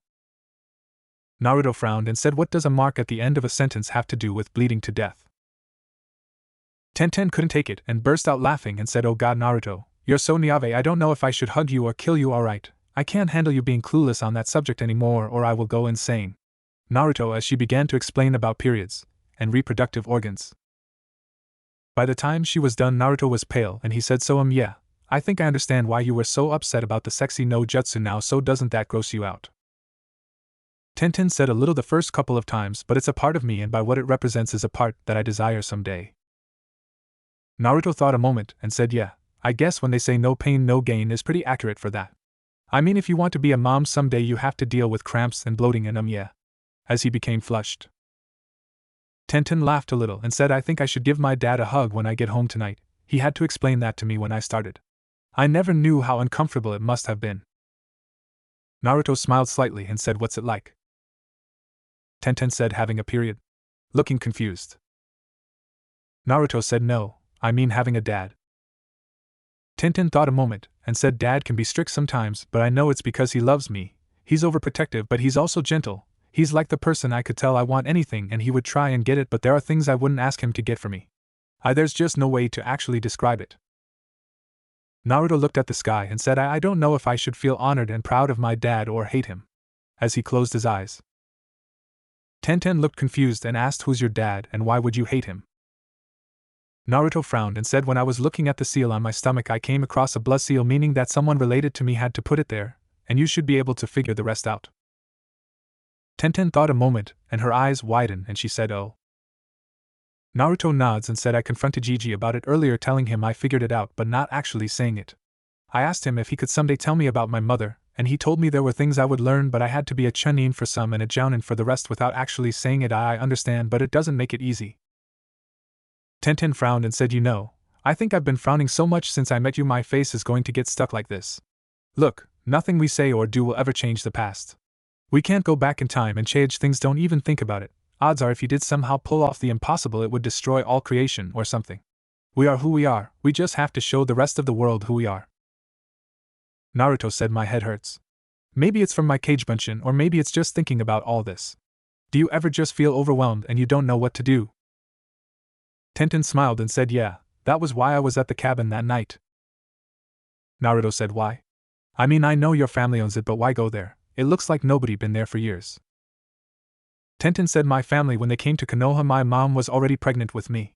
They didn't have much money, and so they bought that place I was born in that cabin and my mom died in it. Mom had a small garden in the back and 10 flowers were her favorites that were planted there before she died. She named me Tenten, and dad buried her in her garden. When I need time to think I go there, and just speak out loud and think she's listening to me. It might sound funny but in a way I think you arriving was somehow arranged by mom. I mean I was doubting my dream until I saw how determined you were and I thought that if you could be so determined that I could be as well. Naruto smiled and said I like your reasons better for explaining how we met man. I didn't realize it was already that late. As he saw how the light had dimmed as the sun was starting to set. Tenten got up dusting off her pants and said man, I lost all track of time Naruto. It was nice talking with you and we have to do this sometime. It was fun just getting to know you a little and talking about myself. I'll come by here and see you when I get the chance but it might be a little while since I got to work at my family shop all this week after missions. Remember this Naruto, there are no I's in teamwork or teams. CYA. As she quickly left. Naruto watched her go and thought what a day. As he cancelled his cage bunshin and after several minutes of getting rid of a headache he blinked and thought that's interesting. Hand signs and seals are both representations of how chakra is molded. In theory you can seal objects away with hand signs and can shape jutsu with seals. It seems like Dad had that theory from his explanation on chakra theories. I'll have to work on that sometime and see what I can do. The next day Naruto walked into the academy in his new cloths and several people blinked as they saw this and Kiba said hey Dobe, what are you doing here? This is only for those who passed. Naruto said I did pass dog breath. Mizuki made a mistake on my test that was later found out and I passed. Sasuke grunted and asked what's with the sword Dobe. Naruto smiled and said well team, you know how everyone is always able to beat me with taijutsu because your arms and legs are longer than mine. Since you punches and kicks reach me before mine can reach yours I got a weapon so my blade can get you before your arms and legs can get me. Several people blinked at this and Shikamaru muttered troublesome. As he sat his head back down. Naruto began to walk over toward the seat with Sasuke and thought I want to read some more but I can't show anyone that book. As he turned and walked up the aisle to the seat behind Sasuke and sat down at an empty seat and pulled out a scroll before he unsealed a book and everyone looked at him. When the book was released and Ami asked what was that. Naruto said just releasing a book I got from the storage seal the guy I got it from put it in. Man, it's like you guys are the idiots while I'm the guy you're trying to learn from. As he opened the book. Ami snorts and said as if baka. As she crossed her arms and sat down. Naruto muttered whatever. As he began to read. Kiba asked what you reading Dobe. Naruto who was getting angry said how to kill a mutt in 3 easy steps. As he went back to reading as a few people snickered. Kiba growled and said what was that Dobe. Naruto looked up and said back the fuck off Kiba, I'm trying to stay out of everyone's way and you and everyone else here are pissing me off asking these stupid-ass questions that you can answer yourself by just looking, but maybe for a dumb mutt like you the thought of actually looking and thinking instead of sniffing your ass is to advance for you. Kiba growled again and said, you want to make me dope. Naruto said, sorry, I may not be the smartest here but I know to walk around dog's hit, not get my hands dirty playing with it. Kiba sneered and began to move when he was frozen in place, and he said, what the hell, why can't I move? Shikamaru said, troublesome, because I trapped you in my shadow. Kiba, Naruto is right, everyone here has been bugging him about stupid shit that you all could have answered yourself if you just looked. He pulled out a scroll and unsealed a book. You all saw the smoke release and have seen that done hundreds of times while here at that academy, so that should be nothing new. As for what he's reading, it's a book on chakra theory. It says so on the book cover. You asked him why he was here when all you had to do was look at his forehead and see he actually does have a height, and if he wasn't supposed to be here then Iruka-sensei would have kicked him out when he got here. The sword surprised even me, but it's too troublesome to think about because his explanation was well thought out and very smart, showing he is trying to take being a ninja seriously. Also, if you notice, he didn't sit in his regular spot where he would most likely been beat on by Sakura and Ino when they get here in a few minutes, showing he actually being smart, so calm down before you get in trouble for fighting another ninja. As he released his jutsu, Kiba turned and said, why the hell did you stop me from showing that loser who's top dog? Shikamaru said, troublesome, because Kiba, you're actually being more troublesome than Ino and she is very troublesome. Naruto sighed and said, thanks Shikamaru, I didn't want to fight, we're all ninja of Konoha, we're supposed to all get along, there's no I in team or teamwork. Shikamaru's eyes widened slightly and he said, troublesome, so do you think Mizuki-sensei will be here today? Naruto. Naruto's eyes widened slightly and looked over at Shikamaru and said, why? Shikamaru, who had lowered his eyes, shrugs, and Naruto frowned and said, no, he was injured by a kunai to the spine. I doubt he will ever be back. Shikamaru nods and said, I see. Sasuke asked, and how do you know Mizuki was injured to the spine? Naruto said, the person who threw the kunai told me he was trespassing on private property and started trouble. That's about all I know though. Just then Ino and Sakura came in and both started to scream at each other about who was going to sit down by Sasuke, and Naruto smirked and said, hey Sasuke, why don't you get in the middle so both of them can sit by you and share? Sasuke's eyes widened and paled as all the guys in class began to snicker and laugh, and Sakura and Ino both blinked and looked at each other, and then at the seat, and then at Sasuke, and then both turned to Naruto, and Sakura said, Naruto, what are you doing here? Ino said, and how come you said that? Naruto tapped his height and said, a friend of mine says work smarter, not harder. There's plenty of room on these seats for 3 people, so why not ask Sasuke to move to the middle, and if he refuses, make him decide. Isn't that what all these years of you both fighting is over, trying to decide for him who he wants? Well, why not ask him to choose? Then the one who doesn't get him will be able to move on with her life. Shikamaru said, Naruto, your friend is very wise.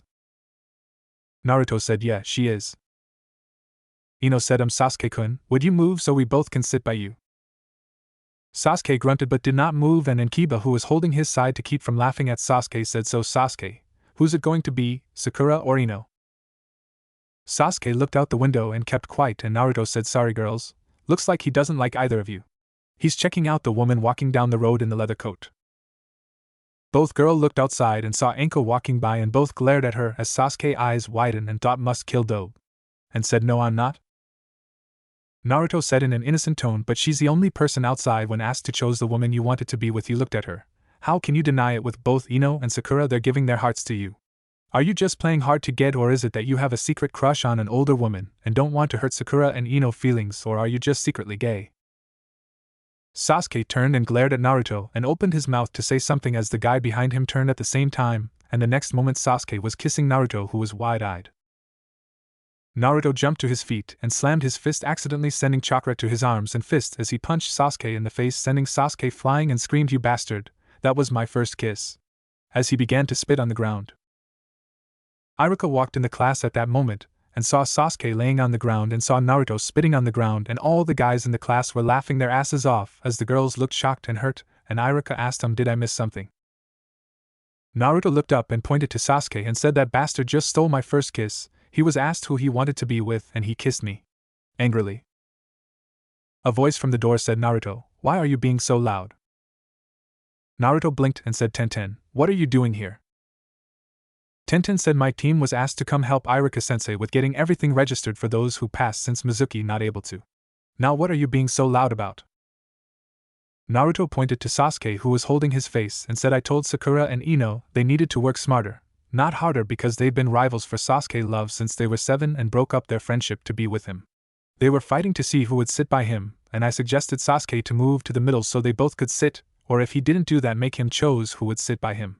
The girls asked him, and he looked outside instead of answering, and this woman in a leather trench coat walked by, and since she was the only person outside, I asked was that who he wanted to be with. He denied it, and I asked if he didn't like that woman, then why is it that he was giving the girls here a cold shoulder, and asked is it he didn't want to hurt their feelings, or was it he was secretly gay? He turned around, and the next thing I know the bastard was kissing me, stealing my first kiss, so I punched him. Tenten slapped her head and said, okay Naruto, new rule, when someone asks a question, answer as simply as possible. You could have answered my question with the simple sentence, he kissed me when I asked him if he was gay, so I punched him. I didn't care about those girls' history, and I don't care about their love life or why you asked if he was gay. If I did care, I would ask another question. Naruto sighed and said, sorry Tenten. Iruka blinked and looked at Tenten and said, you actually got Naruto to listen, how? Tenten said, I was the one who stabbed Mizuki in the spine when he was trespassing on my family property the other night. Naruto and I became friends after that. Iruka's eyes widened and he looked at Naruto, who nods, and Iruka said, I see. Naruto said, hey Iruka-sensei, don't worry about my friend here. Things are cool with everyone. So can we get this over with, because I need to go wash my mouth out? With a sour look on his face. Iruka said, yeah, let's get that taken care of. Sasuke, are you okay? Your face is swelling. Sasuke opened his mouth and winced and said, my jaw. Iruka frowned and said, I think you might have broken it. Team 7 is Sasuke, Sakura, and Naruto. You can go to the nurse to get your jaw checked out. Sasuke and Naruto, you can go wash out your mouth. Naruto said, thank God, as he got down the stairs and then got wide-eyed and turned around and walked backwards toward the door. Tenten asked, what the hell are you doing? Naruto said, watching my ass around Sasuke team. I like girls, not guys. Sasuke glared at Naruto as all the guys burst out laughing, and once Naruto and Sasuke left, Neji said, you know Tenten, I think I actually like your new friend. Kiba said, oh man, not you also. Maybe you and Sasuke should hook up since you both love the dope. Neji glared at Kiba as he activated his bloodline, and Tenten frowned and thought, I see what you were saying, Naruto. Neji's eyes then locked on Hinata and frowned as he deactivated his bloodline and said, can we just get this over with? I have other duties to attend to. Iruka said, right, Team 1 is. When Naruto walked back in the room, he saw Iruka handing papers to Team 9 and said, sorry to ask, but what now? And most of the class gone. Iruka said, you have to be here for your sensei to pick you up in about 30 minutes. Naruto said, I see, do you guys need any help? Guy said, no, that is alright Naruto-san, my youthful team can handle it. Naruto blinked and asked youthful, as he looked at Tenten. Tenten groaned and said, explain later. Naruto said, right. As he walked up and sat down at the desk he was at before and unsealed the book he was reading. Iruka, being curious, asked, what are you reading, Naruto? Naruto said, chakra theories. Iruka nods and said, isn't that a little advanced for you right now? I mean, usually people don't read things like that until they're chunin. Naruto looked up with a scowl on his face and said, I actually find it very interesting. Did you know that you can seal a shitload of weapons into a single scroll? Iruka said, yes, but what does chakra theories have to do with sealing? Naruto smirked and said, because in theory it is possible to seal a shitload of weapons in chakra without drawing the actual seals, and in theory it is also possible to use jutsu without the use of hand signs by finding the right balance of control and balance in the seals. Hand signs and seals are basically the same, as each is nothing more than a manifestation of chakra which is balanced and control. Look at the chakra control exercise, tree climbing. Too much chakra and you blow off, not enough and you don't stick. Hand signs are nothing more than an aid to a person to learn to mold their chakra in assertion pattern, and seals is nothing more than a design to mold the chakra into assertion pattern.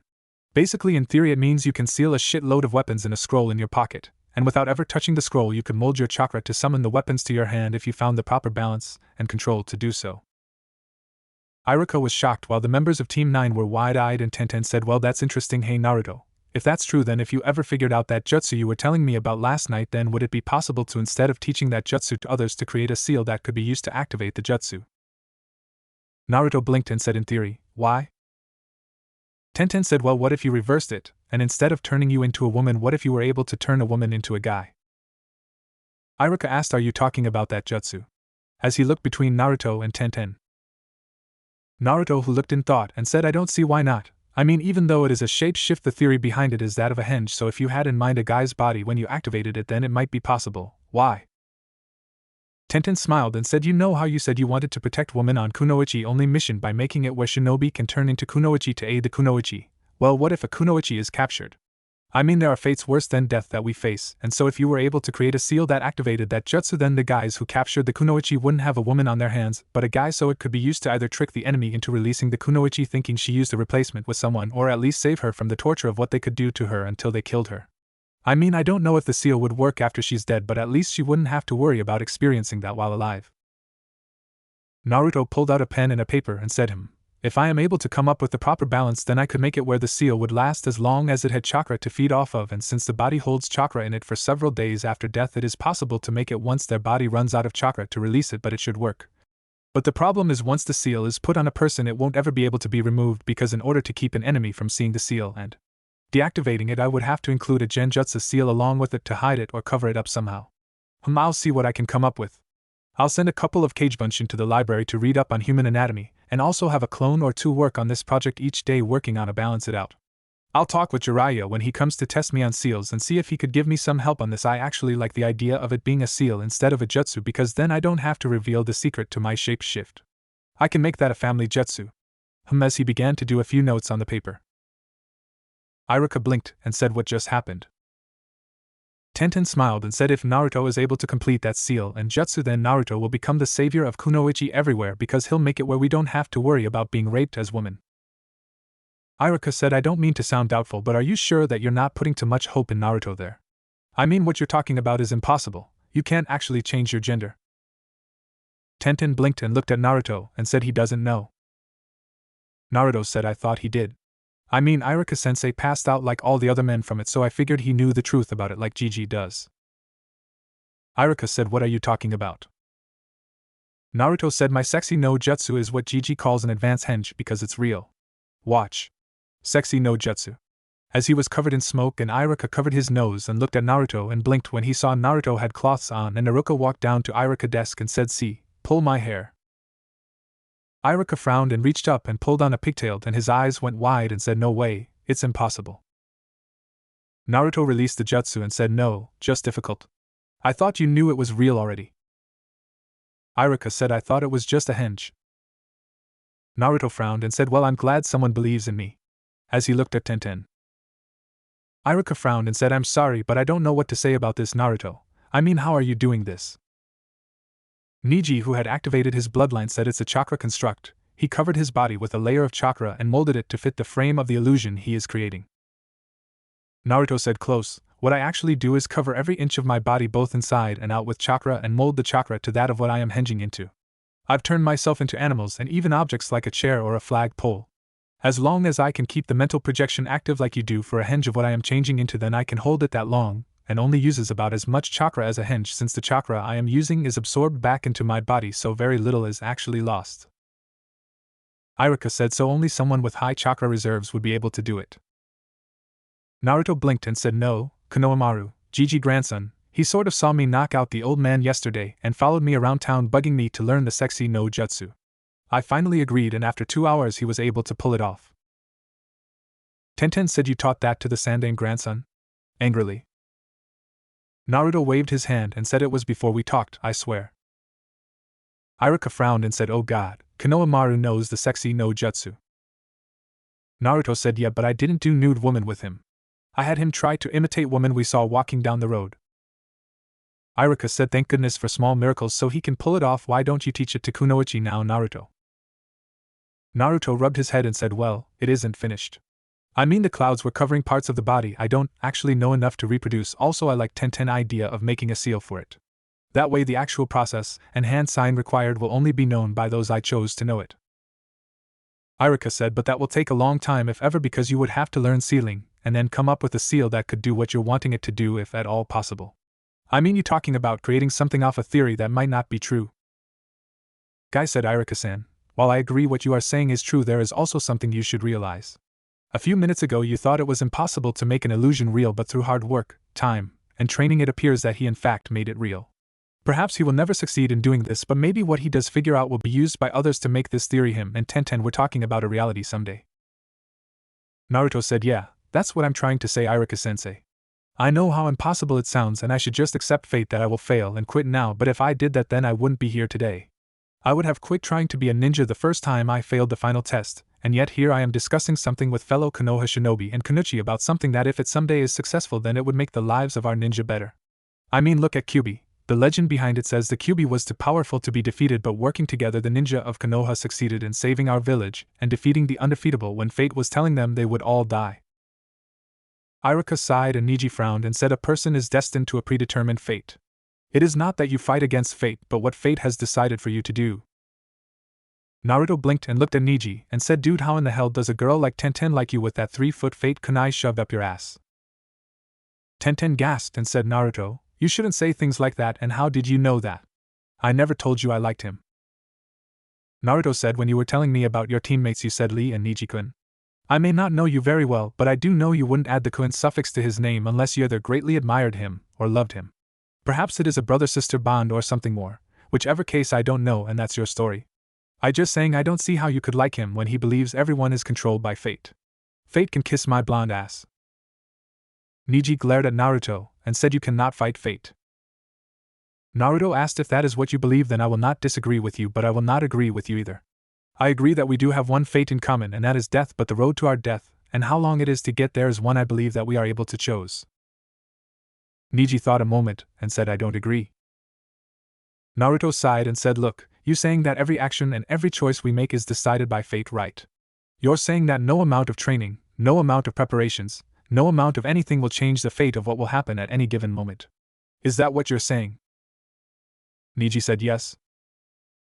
Naruto said, alright, tell you what. If you and I had a fight, who would fate decide would win? Neji said fate would declare me the winner because I have more experience than you, stronger, faster, smarter, and I am a member of the strongest clan, the Hyuga clan. Naruto said, fine, outside, right now. You and I will have a fight. Your sensei will be the ref and will only stop the fight if one of us is going to die or someone is unable to continue. Do you agree? You win and I will agree with you that fate is predetermined. I win and you must accept the fact that we are capable of making our own fate. Agreed. As he offered his hand. Neji said agreed. As he shook hands with Naruto. Guy said, I don't agree. Naruto said, doesn't matter to me. I gave my word I would fight him and I never go back on my word. Let's go, fate's bitch. As he walked out the classroom. Neji also started walking outside and Guy said, Neji, stop, I do not allow this. Neji said, this is a duel of honor, sensei, that has been challenged and accepted. You have no choice but to allow it. As he walked outside. Guy frowned and quickly went outside, followed by the others as the newly made genins also rushed outside. Soon Neji and Naruto were outside on the training ground and Guy frowned and said, when I declare a winner you both are to stop, do you understand? Both boys said hi. Guy said, alright, no killing, begin? Naruto put his hands together and said, Kagebunshin no Jutsu. As 60 Kagebunshin appeared and moved in a circle around Neji, shocking everyone but Tenten and Iruka. All the Kagebunshin smirked and said together, I may not be smarter, stronger, faster, or skilled as you, but I do know one thing that you don't. Neji, who had activated his bloodline to keep an eye on the Kagebunshin and trying to find the real one, said, oh, and what's that? The Kagebunshin said, never let an enemy determine the battlefield when there's an army of them and only one of you. As they all quickly reached down and grabbed small gravel stones from the ground, and Tenten's eyes widened as she saw what was about to happen and thought, no, he wouldn't. One said, fire. As they all started throwing rocks at Neji as fast as they could as one said, Kagebunshin no Jutsu. As more Kagebunshin appeared grabbing more rocks and throwing them as Neji began to try and dodge the rocks and striking the Kagebunshin, who were also running around throwing rocks and dodging, as another shout of Kagebunshin no Jutsu was heard as Neji began to get hit by more and more rocks. This went on for the next 10 minutes as Neji began to pant heavily from dodging and destroying the Kagebunshin army that was now over 400 strong, and some of them said give up, yet Neji glared at them and said, this is pointless. The clone said, if those rocks would be kunais or shurikens you would be dead long ago. You've lost because I can keep going and you don't know where I am, do you? Neji said, where the hell are you? The clones burst out laughing and said, since we got this big crowd watching me defeat you, it's nice and quite back in the classroom so I can read in peace. By the way, it's time for us to meet our teams. You lose, Neji. as the cage bunshin all went up in smoke. Inside the classroom, Naruto blinked and smirked as he got the memories. Back outside, everyone was looking around for Naruto, and then they looked at the bruised and exhausted form of Neji, and Kiba said, "Man, Naruto totally owned him." Neji glared at Kiba before he fell face first toward the ground. Iruka looked at Guy and said, "I'm sorry about that, Guy. Naruto can be a little childish at times." Guy said, "Actually, Iruka-san, I think I might just shake Naruto's hand. Neji will be feeling those bruises for the next few days, but he did prove his point." Neji underestimated Naruto because he just graduated and thought that he was destined to win. Naruto defeated him by using his brain to not only pick a battlefield that gave him the advantage, but also used a strategy to tire out Neji and distract him. Iruka smiled and said, "Yes, Naruto does get a good idea sometimes." Tenten walked over to Neji and squatted down and said, "So did you learn anything?" Neji said, "Yeah, your friend throws like a girl." Tenten got a twitch on her eyebrow before she slammed her fist into Neji's head and stormed off. Neji, who was rubbing his head, said, "Damn it, that hurt Tenten." Tenten, who was halfway across the field, said, "Good, you deserved it." Lee walked over scribbling down in his notebook, and Neji asked, "What are you doing?" Lee said, "Taking notes. Naruto-kun is the dead last of his class and failed the graduate exam 3 times, and he was able to defeat you. I must study the skills he used to defeat you so I may also defeat you, my eternal rival." Neji glared at him, and Guy said, "That is most youthful of you, Lee, but now we must return to our duties in helping Iruka-san. Let's go." As he ran toward the building with Lee closing his notebook and also quickly following. Neji looked at Iruka and said, "A little help please, it hurts to even breath." Iruka sighed and said, "I'll take you by the school nurse and check up on Sasuke. Strange, it just dawned on me that Naruto was able to beat the Rookie of the Year for both his class and your class in the same day." Neji glared and thought, "I will never hear the end of this." Inside the Hokage office, Asuma said, "Well, Guy should be happy now. He's been complaining about that Hyuga kid's fate complex for almost a year now." The Sandaime said, "Yes, though I don't think I ever saw a fight like that one before." Kakashi said, "Yes, but it was the most basic of strategy. Defeat a superior fighter by superior numbers of inferior fighters." Kurenai said, "True, but I don't think the fight was his real objective. He seemed to be more interested in that book he was reading, and I must admit the idea of the seal the girl and him were coming up with sound very interesting. If he is able to make it, I know I would want it." Kakashi said, "I doubt he will though, Kurenai. It would take him countless hours to even understand the basic of sealing, and that is if he were to even complete that jutsu of his, which I don't believe he will be able to." The Sandaime said, "Don't you think you are being a little hard on him, Kakashi? I mean, it is a novel idea in my opinion." Kakashi said, "If he could do it I would agree, sir, but I do not believe in fantasy. I have always been a realist. If his team passes, I will not aid him in his plans on that jutsu or seal. I will teach him and his team the value of teamwork, and if I deem they are ready I will aid them in their personal development, but I will not waste my time on fantasy or dreams of grandeur. Each one has to show me that have what it takes to be ninja and are also willing to work on it." Asuma sighed and said, "You come off cold, Kakashi, but I do understand what you're saying. Naruto is the dead last of his academy, and even though it appears that he is becoming more serious, he will have to prove that he is indeed dedicated. Then there is the girl on your team. She is one of the Uchiha biggest fangirls, and though some of that may have been broken today, it will take a lot of time and hard work before she is ready to truly be a kunoichi, and 10 there is the Uchiha. He's your worst case scenario." Kurenai and Kakashi both agreed, and the Sandaime said, "Well, if that is all, you 3 are dismissed to get your students." Asuma and Kurenai both left, and Kakashi waited until they were gone, and said, "He is a lot like his father though. I do hope he does succeed in his goal. If he does, then he will gain the respect of a lot of women, and by proxy men." Sarutobi said, "Kakashi, Naruto is doing a lot of private training as well as some training with the girl on Guy's team. She knows the truth about him and has accepted him for him, and she is trying to help him. I am aware of what he is learning so far, and I have made a few deals with him should he prove himself, so don't be surprised if he advances quickly his skills. Also do not let him know I have told you about his friendship or his training. I want you to act like you think he is just fresh out of the academy and knows only the basics and the Kage Bunshin no Jutsu. If he reveals more, then you can use it, but don't push him to reveal what he knows or don't know. I do not know his current level, but I do know the general idea of where he is. Do you understand?" Kakashi asked, "Do you want me to hold back and let him do his own thing?" Sarutobi said, "No, train them the best you can, but I thought I would warn you should he reveal he knows something the others he graduate with don't." Kakashi said, "I understand. If there comes a time where I need to gain his trust, do I reveal our past together?" Sarutobi said, "Only as a last resort? NBU identities are supposed to be hidden for a reason. Kakashi nods and said if that is all then I will take my leave. Sarutobi nods and Kakashi left in a swirl of leaves. Back at the academy, Naruto was reading when the other students came in and Kiba said, "Dude, that was totally awesome the way you owned him. How did you actually make real clones?" Naruto looked up and said, "You say something, Kiba." "Sorry, I was really interested in this book and wasn't paying attention." Kiba growled and said, "I was asking how did you make solid clones?" Naruto said, "Oh that. It's a secret." As Kiba's face faltered. Before anything else could be said, Tenten walked in the room and walked up to Naruto and slapped him upside the back of the head and said, "Baka, do you have any idea how stupid that was?" Naruto said, "What, are you mad that I beat the guy you have a crush on?" Tenten slapped him upside the head again and said, "No, idiot, he's had that one coming for a while now actually. I was talking about the fact you could have killed yourself out there. The Kagebunshin no Jutsu is a Jounin level forbidden jutsu for a reason." Shocking everyone who was listening in and wondering how Naruto knew such a jutsu. Naruto frowned and said, "I know I need to watch out for the mental feedback, but what's the problem?" Tenten grabbed Naruto's jacket and pulled him to his feet and screamed, "The problem is that it divides your chakra evenly each time you make them. Not the chakra in your clones but your chakra. Take a gallon of water to represent chakra, make a Kagebunshin and you then only have half a gallon, make another, and you only have a quarter of a gallon, make another, and you only have an eighth of a gallon, another is a 16th of a gallon. Each time you made those you were cutting your own chakra reserves down to the point you could have died from chakra exhaustion.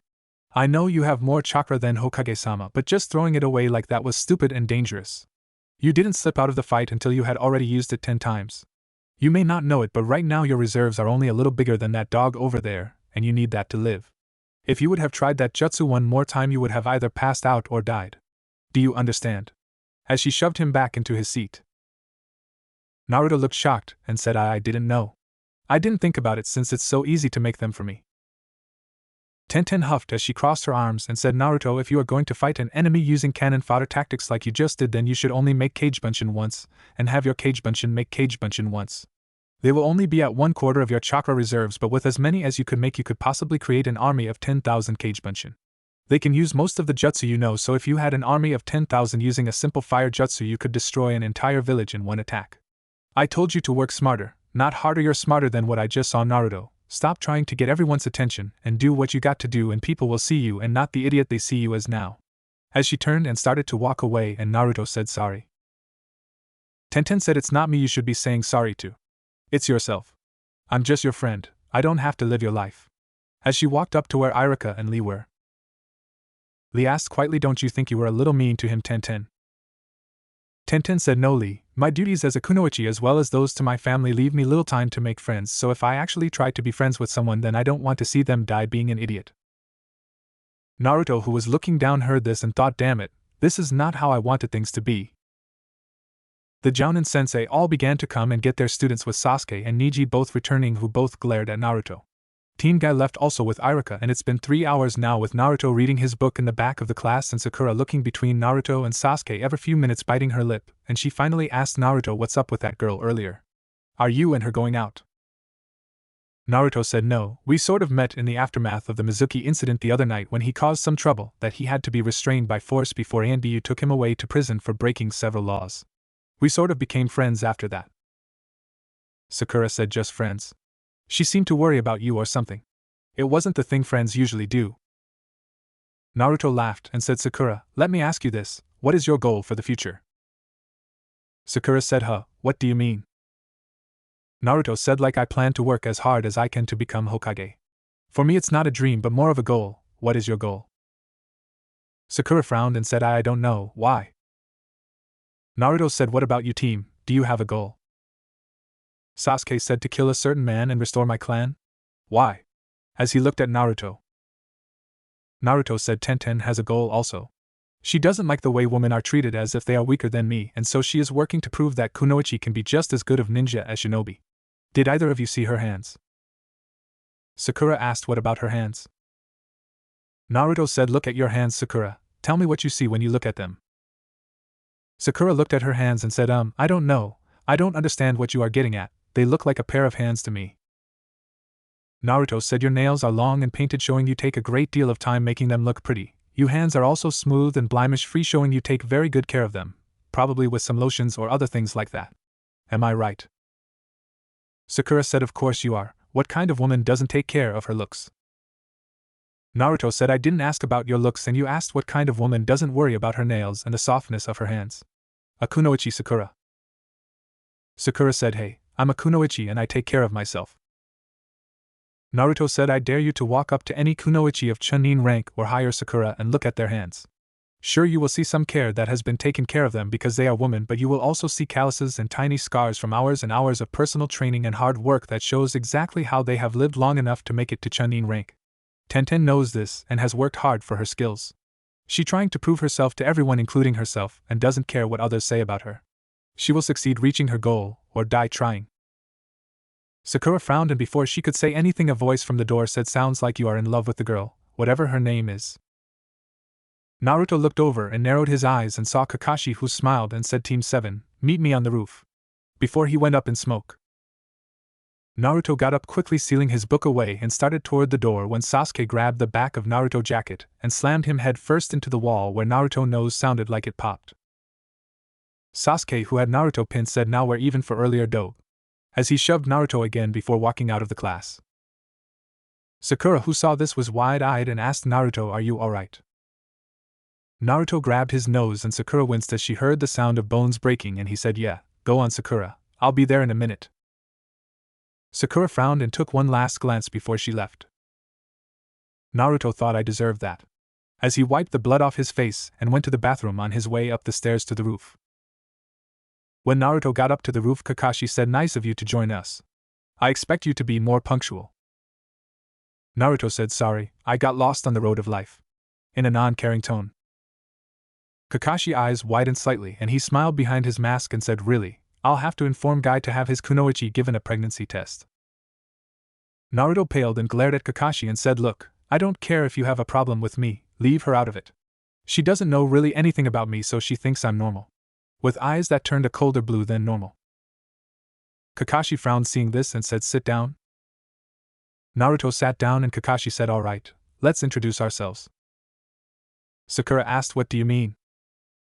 Kakashi said, name, likes, dislikes, dreams. Sakura asked, why don't you go first since we don't know anything about you? Kakashi said, my name is Hitaki Kakashi, I dislike, I like, I have hobbies. You next, Pinky. Everyone thought all we learned was his name. Sakura said, my name is Sakura Haruno, not Pinky. I like, as she glanced at Sasuke and continued, I don't know about the rest right now. Kakashi said, I see, okay, you next, Mr. Broody. Sasuke said, my name is Sasuke Uchiha, I don't have many likes or dislikes. I have a goal to kill a certain someone and restore my clan. Kakashi said sarcastically, right, okay, you next, Sunshine. Naruto opened his mouth but stopped as he remembered Tenten words and said, my name is Naruto. Kakashi said, and?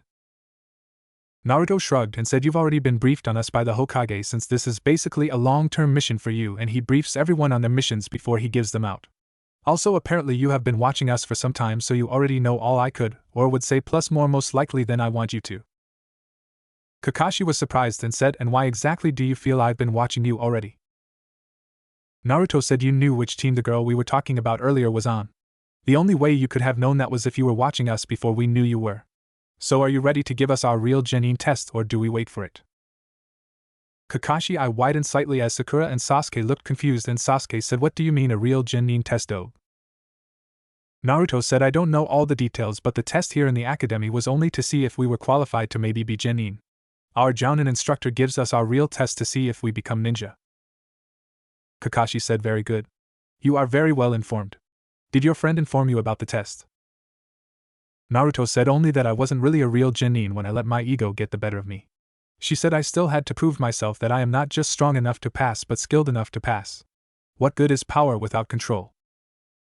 Kakashi nods and said, very true. You are correct, 66% of the students who pass today will fail the real test.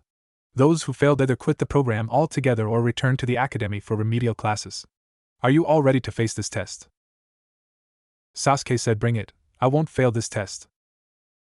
Sakura said, I won't let you down. Naruto said, give it your best shot, I won't stop until I become Hokage. Kakashi said, very well, meet tomorrow at training ground 7 at 5 a.m. and I wouldn't eat breakfast, or you will throw up. Come prepare for survival training. CYA. As he left in a swirl of leaves. Naruto got up and Sasuke said, "Don't get in my way, Dobe. You got lucky today with that sucker punch." As he put his hands in his pockets and left. Sakura looked at Sasuke's retreating form and Naruto asked Sakura, "Why do you like him?" Sakura frowned and said, "I don't have to answer you, Baka." As she quickly left. Naruto sighed before he went to grab some ramen before he went to the woods he's been training in and began to train again. The next day Naruto was at Training Ground 7 reading one of his books when Sasuke showed up and a little later Sakura did as well. After 2 hours Sakura said, "Is that book really that interesting?" Naruto said yes. As he kept on reading. Sakura got up and walked over and looked down at the book and saw the designs of seals and asked, "What's that?" Naruto said, "An elemental seal that can absorb any fire jutsu, sealing it away in a seal before a second seal drains it of its chakra, making it harmless." As he looked up at her. Sakura said, "Really, but why are you reading it?" Naruto said, "The Yondaime was a seal master. I plan to be the greatest Hokage ever, so I have to surpass each Hokage, meaning that I need to become a greater seal master than the Yondaime." Sakura said, "Baka, you'll never become Hokage." As she turned and walked back over near Sasuke and sat down. Sasuke said, "Where did you get that book?" Naruto said, "The library. They have hundreds of books like this in there. I bet Sakura could help you with finding anything you want," with a smirk, as Sakura perked up at the thought of helping Sasuke. Sasuke glared at him and closed his eyes to meditate. Naruto winced as the memory of a Kagebunshin returned to him, and thought so it did work. I wasn't for sure if the memory transfer would work with a Kagebunshin of a Kagebunshin, but I guess since it was made with my chakra, even if my clone made it, it would work. Now I just need to make sure every day to send a Kagebunshin to train in the woods nearby while I am with my team. Another hour later Kakashi arrived and said, "Yo, sorry I'm late, I got lost on the road of life." Naruto pointed his finger and said, "Damn lying copycat. That was my excuse yesterday." Kakashi smiled behind his mask and ignored Naruto and said, "Anyways, I hope you are ready for this test. You are to try and capture one of these bells before noon. If you do so then you pass, but if you don't then you will be sent back to the academy." Sakura said, "But sensei, there are only 2 bells." Kakashi said, "That means that one of you will be sent back to the academy no matter what. You have until noon, come at me with the intent to kill. Are you ready? Go." Sasuke and Sakura both jumped into the woods while Naruto looked at Kakashi and Kakashi said, "You did hear me say go, right?" Naruto frowned and looked at the bells and then at Kakashi and bit his lip as his eyes darted back and forward a moment, as he remembered several things and he said, "It's a trick." Sasuke, Sakura, the bells are a trick. He said, "There's a 66% failure rate on this test. That means 2 people off every team will fail this test, meaning there is no reason for there to be 2 bells. These bells are a distraction to make us waste time fighting him for the bells while the real bell is somewhere in a safe location.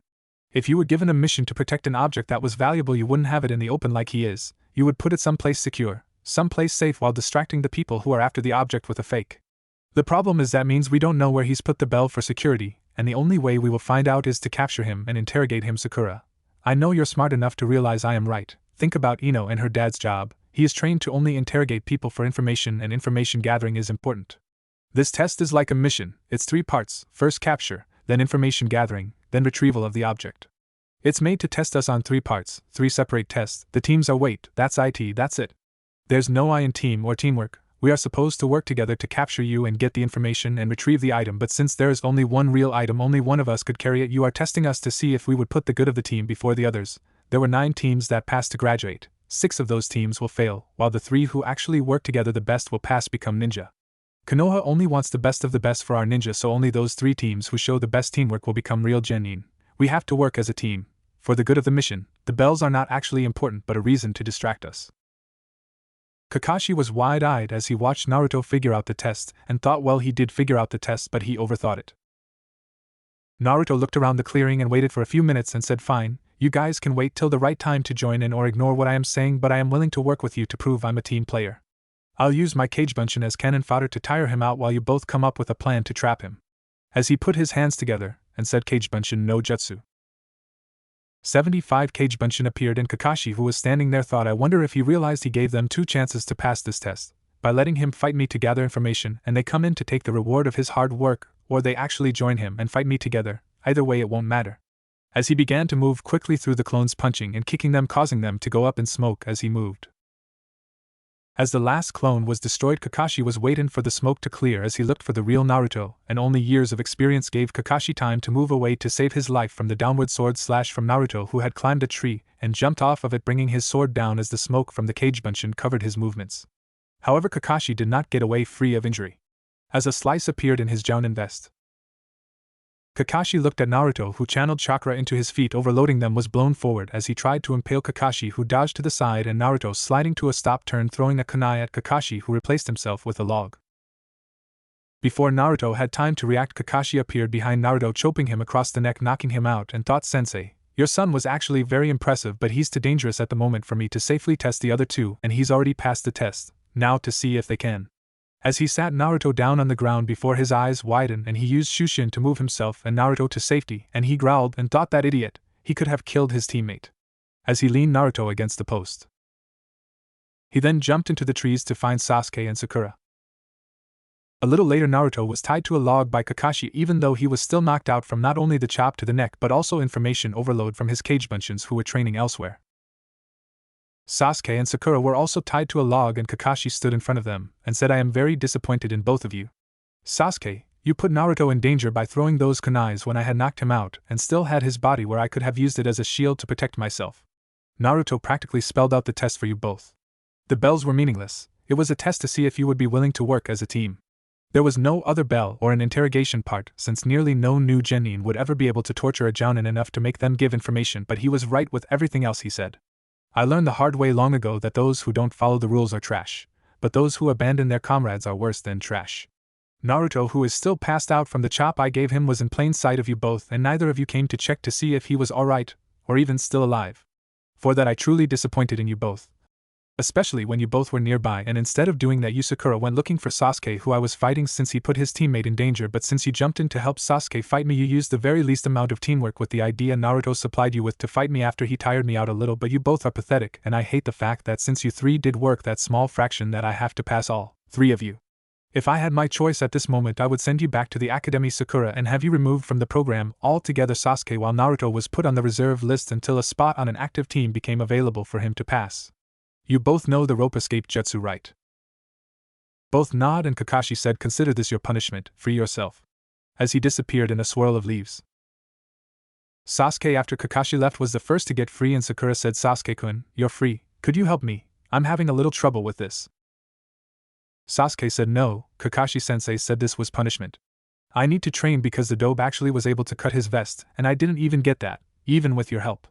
As he turned and walked away, Sakura looked down, and after Sasuke was gone, she began to slowly free herself, and after she was free, she looked at Naruto and thought, "This is all your fault, Sasuke-kun, and I could have been a team together and showed Kakashi-sensei our teamwork, but you had to be all glory hog and made me and Sasuke-kun look bad when we did work together. If anyone should be dropped from the program, it's you." As she stomped off. When Naruto awoke, he found himself tied to a log and blinked as he looked around and said, "Hey, what the hey, someone let me go. What's going on?" As he tried to get free. Naruto frowned and tried to get free, and after 30 minutes he thought, "Damn it, why the hell was I tied up, and where is everyone? They left me. They all tied me up and left me for dead. Damn it, did we even pass the test? How the hell am I supposed to get free?" As he tried some more to get free. After a while, Naruto looked at the wire tying him down and thought, "Damn it, how can I escape? If only I could get to my weapons and cut myself free. Wait, cut? No, I haven't even gotten close to doing that, but what choice do I have?" As he began to concentrate on folding his chakra and trying to escape by cutting the wire with his wind element. 4 hours later, Naruto was near exhaustion and thought, "This isn't working. I can't do this. I don't have the control to do this. I'm never going to let this happen again.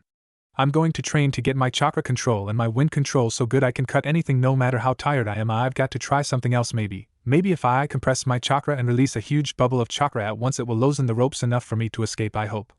So he closed his eyes and began to concentrate, putting as much chakra together as he could as he kept concentrating until he felt like he was about to pass out from using so much chakra, and he released it, and at that moment he passed out due to chakra exhaustion and pain, as what wine chakra manipulation he could do, as well as the amount the chakra was compressed. When he released it, the chakra shot out of his body like a hyuga, Kaiten, and cutting the wire, the log, the ground, his body and his cloths, while also creating a sphere 15 feet wide around his body and at least 2 feet deep in the center where his body lay. In less than 2 minutes, ANBU as well as several other ninja, including the Hokage, were at the scene, and the Sandaime saw Naruto and looked around and said, "What happened here?" And ANBU said, "Sir, My team was first to appear and we found him just as he is now. I do not know what happened here, but from what I can tell it appears by the damage that he was attempting to use wind manipulation, sir. Kakashi, who had arrived, looked at Naruto and frowned, and the Sandaime asked Kakashi, what happened? Before Kakashi could say anything, the sound of quiet sobs was heard and a mumbled noise was heard, and the 30 people who had gathered looked at the source, and the Sandaime saw that Naruto had tears going down his face, and he heard, why did they leave me, why am I tied up, why? Kakashi turned and slammed his fist into the tree behind him and said, sir, I do not know everything, but earlier Naruto figured out the test in the first 2 minutes as I had reported to you, and I had tied all 3 of them up even though Naruto was passed out after I knocked him out, so I could test the other 2 without his interference, and I tied him up so he wasn't laying face first in the ground. I asked Sasuke and Sakura if they knew the rope escape jutsu, and they both said yes, and I assumed that Naruto did as well. Since they did so, I left to report their team passed. It appears that he didn't, and they left him tied up here, and this must have been the result of him trying to free himself after 5 hours since the test ended, sir. I take full responsibility for this, as it was failure on my part for not making sure he was alright when he woke up. I had assumed his teammates would have woke him up and freed him, but it doesn't appear so. The Sandaime said, I see, Kakashi. I don't care if you have to quit reading your books altogether. I want a demonstration by Naruto within 2 weeks showing that he can perform the rope escape jutsu. That lesson was taught by Mizuki at the academy and appears to be another lesson he sabotoged Naruto on. I do not care what anyone's personal feelings for Naruto are, but he is a Konoha shinobi like anyone else. Do you understand what I am saying, Kakashi? Kakashi said, yes, sir. I will make sure to teach it to him personally. The Sandaime looked at Naruto and said, I shudder to think how long he would have been here if he didn't do what he did. That must have been a final desperation move. Kakashi, take him to the hospital and make sure you are there and find out if you are correct, and if so, explain what happened. We don't need him thinking you're another Mizuki waiting to betray and kill him, or his trust in our village could be lost. Kakashi nods and an Anbu said, sir, I'm sorry for interrupting, but if I may ask a question. The Sandaime nods and the Anbu said, I first want to say that I do not have a problem with him and his status, but what I was wondering is why he was allowed to pass in the first place from the academy when he failed the actual Genin test. The Sandaime said, first, for the past 3 years the only thing that he has failed is the clone no jutsu. Every other part of the test he passed 100% on. If he could have performed that jutsu, he would have graduated already 2 years ahead of those his age. Now, as you all know, the clone jutsu takes only a very small amount of chakra to make it, which is why it is used as a distraction. Naruto is able to produce hundreds of Kagebunshin. I myself, if I used all my chakra, could only produce maybe 40 if I am lucky. If you see that and understand exactly how much chakra he has to control to do any jutsu, and he can perform the replacement, and henge perfectly, you would understand his problem is that it is impossible for him to make a clone no jutsu unless he had chakra control on the level of Tsunade, or even greater. When that information was presented to me, I saw it was a factor that no one, including myself, failed to take into account. Now the next thing, Naruto has stealth skills surpassing that of even some of our Enbu. He was able to paint the Hokage monument in broad daylight wearing orange, and he wasn't noticed until he was done.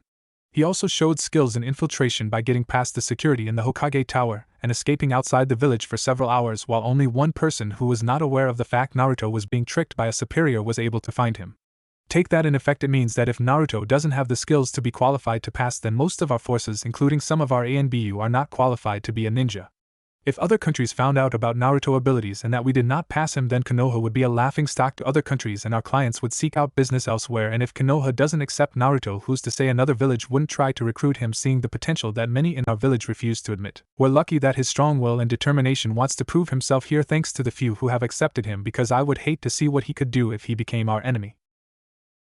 Kakashi said, also, if you think he isn't qualified, in the Bell test where I had ordered him and the others to come at me with the intent to kill, had I not had years of experience, and trusted my instincts, I would be in the hospital from the trap he used against me.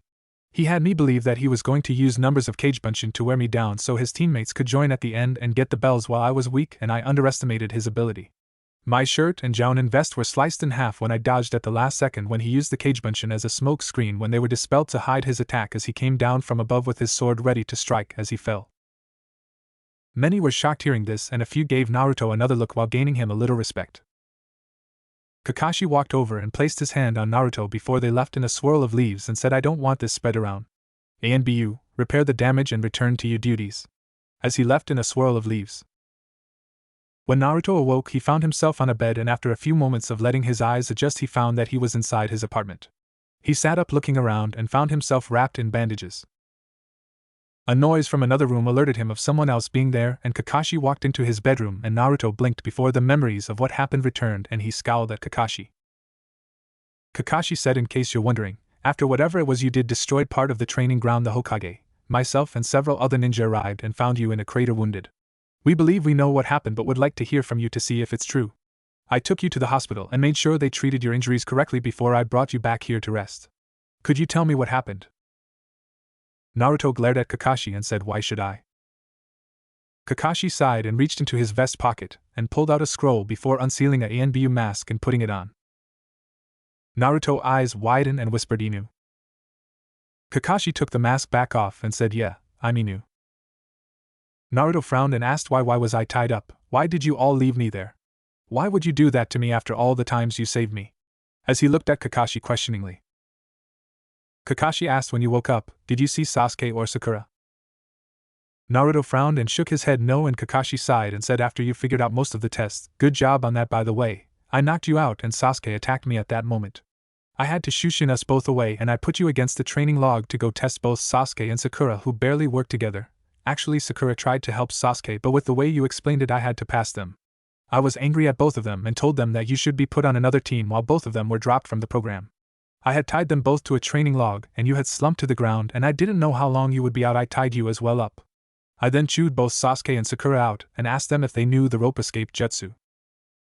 Naruto asked the what? Kakashi sighed as he rubbed his hand through his hair and said it was something the academy was supposed to teach you.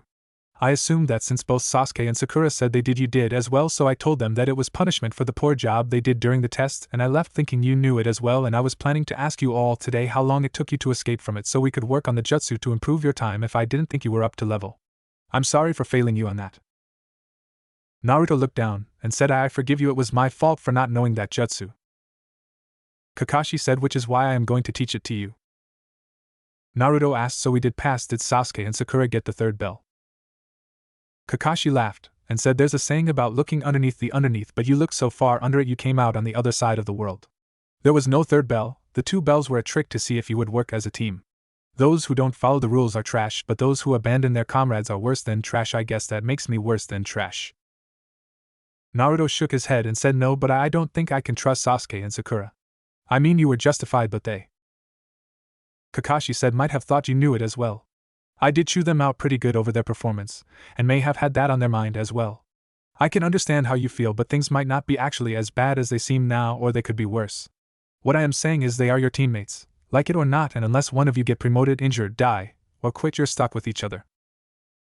Naruto frowned and thought a moment, and said, alright, I'll try and get along with them and trust them, but I'm going to also watch myself around them in case they are like others I've dealt with before. Kakashi smiled and Naruto asked, so what now? Kakashi said, well, your cloths you had on were destroyed but your sword was undamaged. I also found your training weights and I replaced them, and your cloths you lost by matching them with the ones you had here in the closet. Since this was still my fault, I noticed you had a storage seal on your arm. What's in it, if you don't mind me asking? Naruto frowned and said, you won't tell anyone, will you? I mean, not even Sasuke and Sakura. Kakashi said, no, I promise. Naruto wiped some blood across it, and out popped a scroll, and Naruto unsealed 4 books and handed the scroll to Kakashi. Kakashi read it, and his eyes got wide and whistled and said, not bad. Who came up with this for you, if you don't mind me asking? Naruto said, my friend Tenten Gigi knows already about all this, and he gave me these 2 books after I read the basics Tenten gave me. Kakashi looked at the books and his eye widened slightly seeing one of them and said, did he know my sensei wrote that one? As he pointed to the one on chakra theories. Naruto said, Dad was your sensei. As he slapped his hand over his mouth and looked at Kakashi with fear in his eyes. Kakashi frowned and said, why did you say the Yondaime was your dad? Naruto sighed and said, there's a blood seal in the QB seal. The only way it could be there where it is located is if the person who wrote it was related to me, and since the Yondaime was an orphan. Kakashi said, I see you need to be more careful with that piece of information. Who else knows? Naruto said, just Gigi and Tenten. Kakashi tilted his head to the side and asked, why her? I figured Tuchi, Ayam, or Irika. Naruto said, she was there the night in the woods with Mizuki. She heard everything and accepts me as me. She wants to be my actual friend and believes in me and my dream. She means a lot to me for that. She's someone I don't have to hide things from. She talks to me and treats me as a person, and if I don't understand something she tries to help me understand it. She even gave me the talk nobody has ever told me about all the differences between men and women, and explained to me why women get so upset with my sexy no jutsu. I feel I can be me around her. Kakashi said, I see, maybe I can arrange for her team and ours to work together on an occasion or two to allow you a chance to be with your friend. Naruto said, you would do that? With eyes wide. Kakashi nods and Naruto said, thank you, Kakashi-sensei. Kakashi said, now Naruto, you can't tell anyone about me being an ANBU or Inu. We are given code names and masks for reasons that must remain secret, not only for me but for others. Naruto said, I won't tell anyone, but could you tell me about Dad sometimes? I mean, I know I'm not supposed to officially learn anything about him or Mom, whoever she is, until I make Chunin and Jounin, but surely there is something you could tell me that wouldn't be classified or reveal the truth, anything. In a pleading tone. Kakashi said, I think I might be able from time to time. Naruto said, thanks. Kakashi asked, so about all this training, how are you coming along? Naruto thought a moment, and said, well, with Tenten advice I can stand on water a few seconds with both feet about a foot off the shore, but that's not very far yet. Tree climbing I can get about halfway up a tree, leaf balancing I can get the leaf to stay about a foot above my head, but I can't get it closer than that yet. I can generate a small breeze enough to move my hair with a great breakthrough, but the others I haven't made any progress yet. I've actually read all 4 books all the way through, and I have began to write down on a separate scroll. I didn't unseal the main points and theories on both sealing and chakra theories and questions I have about them, as well as ideas for them. For some reason both seem like I'm not actually learning them but relearning them, like this. As he pointed to a part of the seal on his stomach. Kakashi looked at it, and asked, what about it? Naruto said, this isn't covered in either of the books I've read, but I know that is the actual chakra converter seal that turns Kyuubi chakra into my own, and it's based off the principle of the fire absorption seal I read about. But how do I know that? It's the same things with the theories on chakra as well as the Kagebenshin no Jutsu.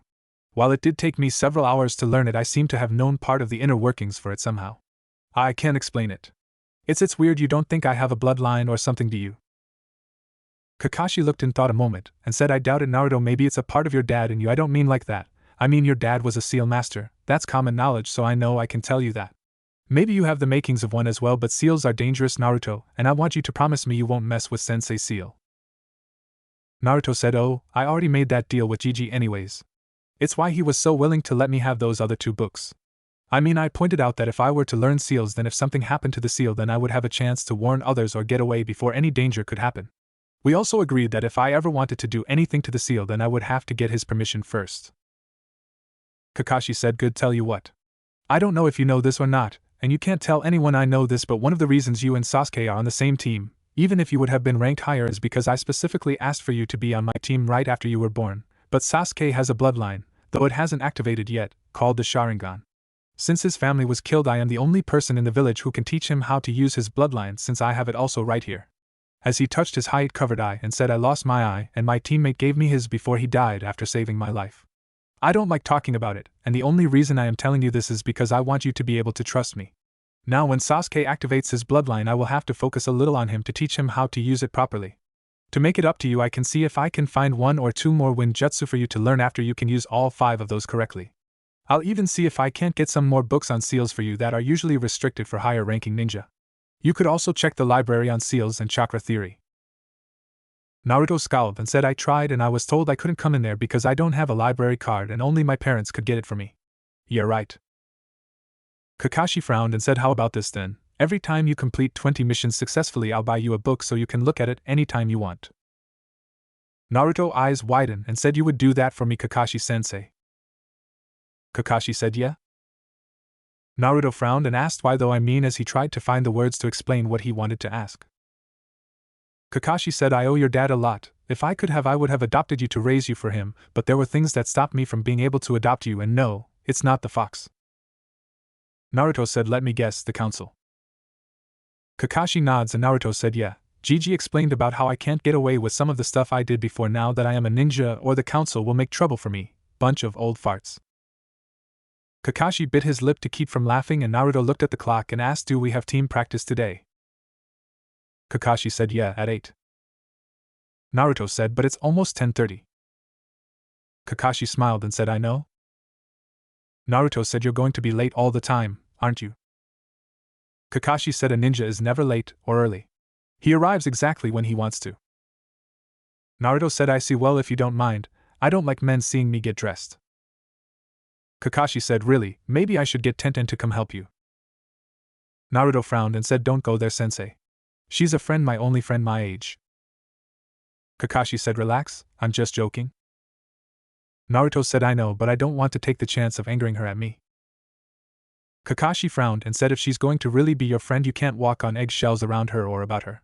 If you do, your enemies could use her against you to either anger you or threaten to harm her. Now you need to get ready for our first mission and get to Training Ground 7 as fast as you can. Here is the directions for the rope escape jutsu. I want you to see how far you can get on it before the end of the week, and after that I will help you if you are having trouble. CYA.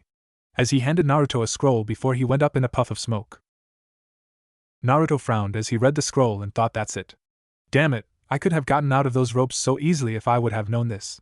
It may take me a little time to actually get it, but this seems pretty simple since it's similar to what I am doing for chakra control practice. As he got up and got ready. After creating a cage bunshin, Naruto grabbed a cup of instant ramen and cooked it, and ate it on the way to his team training ground. When Naruto arrived, Sakura screamed, you're late. Naruto said, you say something. As he rubbed his ear. Just then Kakashi arrived and Sakura, who was angry with Naruto, turned to him and screamed, you're late also, sensei. Naruto just got here. Kakashi said, sorry I'm late. A black cat crossed my path and I had to take another road. As he smiled, making Sakura angrier. Naruto smirked seeing what Kakashi was doing and said, really, I had to get a stray dog out of my apartment who broke in while I was asleep. Sakura screamed, liars. Kakashi smiled and said, alright team, let's go get our first team mission. As he turned and pulled out a book and began to read as he walked. Naruto, seeing this, also unsealed the book and began to read, and Kakashi, seeing this, smiled as he saw the glares both Sasuke and Sakura were giving Naruto, and he thought, I wonder how long it will take before he realizes why this is actually a smart thing once he learns to keep an eye on his surroundings. As he saw Naruto nearly walk into a tree. When they got to the Hokage office, the Sandaime raised an eyebrow at Naruto and Kakashi, and said, seems you are already teaching your students, Kakashi. Kakashi said, more like he's trying to copy the copycat. Perhaps I'll introduce him to the joys of Jiraiya-sama work. The Sandaime coughed, and said, right, alright Team 7, your first mission is a D-rank mission to pick up trash out of the park on the east side of the village. Naruto blinked as both Sasuke and Sakura got shocked looks on their face, and Naruto said, isn't that the park most of the villagers go to relax when in the shopping district? The Sandaime nods and Naruto thought a moment, and said, I see. Sakura said, see what, baka? Naruto said, look at the time of day it is, Sakura. Right now the park is full of people trying to relax and enjoy themselves, most likely having lunch while shopping or going about their daily jobs. They don't want people disturbing them as they try to relax, so this mission is not only a chore to clean up the park but also a side mission to do it with as much stealth as possible while working as a team without disturbing the villagers enough for them to complain, right? The Sandaime said, mostly correct. There is another aspect that you will have to figure out yourself, but most of these missions, while seeming to be chores, also have another purpose, which is why we have genin to them instead of academy students. I am surprised that you figured that out so quickly. What gave it away? Naruto said, Tora. I've seen enough ninja chasing that cat too often to not think there had to be another reason for chasing it. Search and retrieval, right? The Sandaime said, if only all my genins would figure that out. I have a few genins who have been genin for years and they still think D-rank missions only real purpose is chores, when in fact they are designed to teach another aspect of being a ninja while completing a mission in a controlled environment. There is actually a record board with the fastest and slowest times of capturing Tora in the village that is only viewable by those of Chunin rank or higher, since they will never be able to try and break the record. At this, Naruto said, really, are there any prizes for breaking the record? The Sandaime said, besides the mission pay, only bragging rights, I am afraid, to their fellow Chunin or Jonins. Kakashi said, as interesting as this is, I am afraid we need to get to the park and complete our mission. When Team 7 got to the park, Kakashi said, well, go ahead and get started. Naruto said, hey Sasuke, why don't you take everything from the east entrance to the south entrance? Sakura could take the east entrance to the north entrance, and I'll take everything that's left. Sakura said, why should we listen to you, baka? As she went to hit Naruto over the head, who stepped back away from her hit, making her scowl. Sasuke said, we will work together in one area and move to the next. That way we can finish sooner. Naruto said, but... Sakura said, don't argue with Sasuke-kun, he's smarter than you are, baka, and came up with a better plan, so shut up and help us. As she moved after Sasuke. Naruto frowned and looked at Kakashi and said, we're going to have to do the work twice by following Sasuke directions since we have people coming and going still who will be dropping more trash that could go into the area we already done. Kakashi, who was reading his book, said you say something. Naruto scowled and began to help Sasuke and Sakura, and Kakashi thought, you're right, Naruto. 2 hours later, Team 7 was inside the Hokage office, and the Sandaime said, so Kakashi, how did the mission go? Kakashi said at the beginning of the mission Naruto tried to lead the team by making a plan to divide the park into 3 sections with Sasuke and Sakura both having smaller sections than his own where they could have covered more ground quickly and finished the mission earlier, which was first questioned by Sakura, and then Sasuke came up with the plan for all 3 to work in one section to finish it first, which was agreed upon by Sakura, which Naruto reluctantly agreed to do so as not to cause a problem with the teamwork. In doing so, the team had to do the park twice to finish it because of the civilians who were using the park. The Sandaime said, I see, Sakura. Kakashi said, you questioned Naruto's plan? What about his plan did you question exactly? Sakura said, I asked why should we listen to a baka like him. The Sandaime said, I see, Sasuke. What did you think of his plan? Sasuke said, dividing the team would have covered more ground but would have caused Sakura and me to not only do our work but come over and help Naruto cover his area since he had the most area. Naruto said, I was planning to make a cage bunchen to help us take one section of the park. There was a reason I was willing to take the largest section. Sasuke said, I did not know that, and I also did not know that we would have to go back and clean up the section again if the entire park was not clean at the same time thanks to the civilian using the park. The Sandaime said, I see, Naruto. What did you think of Sasuke's plan? Naruto said, I could see where he was going with his plan, but I suspected that we would have to have the entire park clean at the same time if we were to complete the mission, which I knew would make us have to go over each section twice just to make sure each section was clean. The Sandaime said, I see, Sakura. Now that you heard all this, which one do you think had the better plan?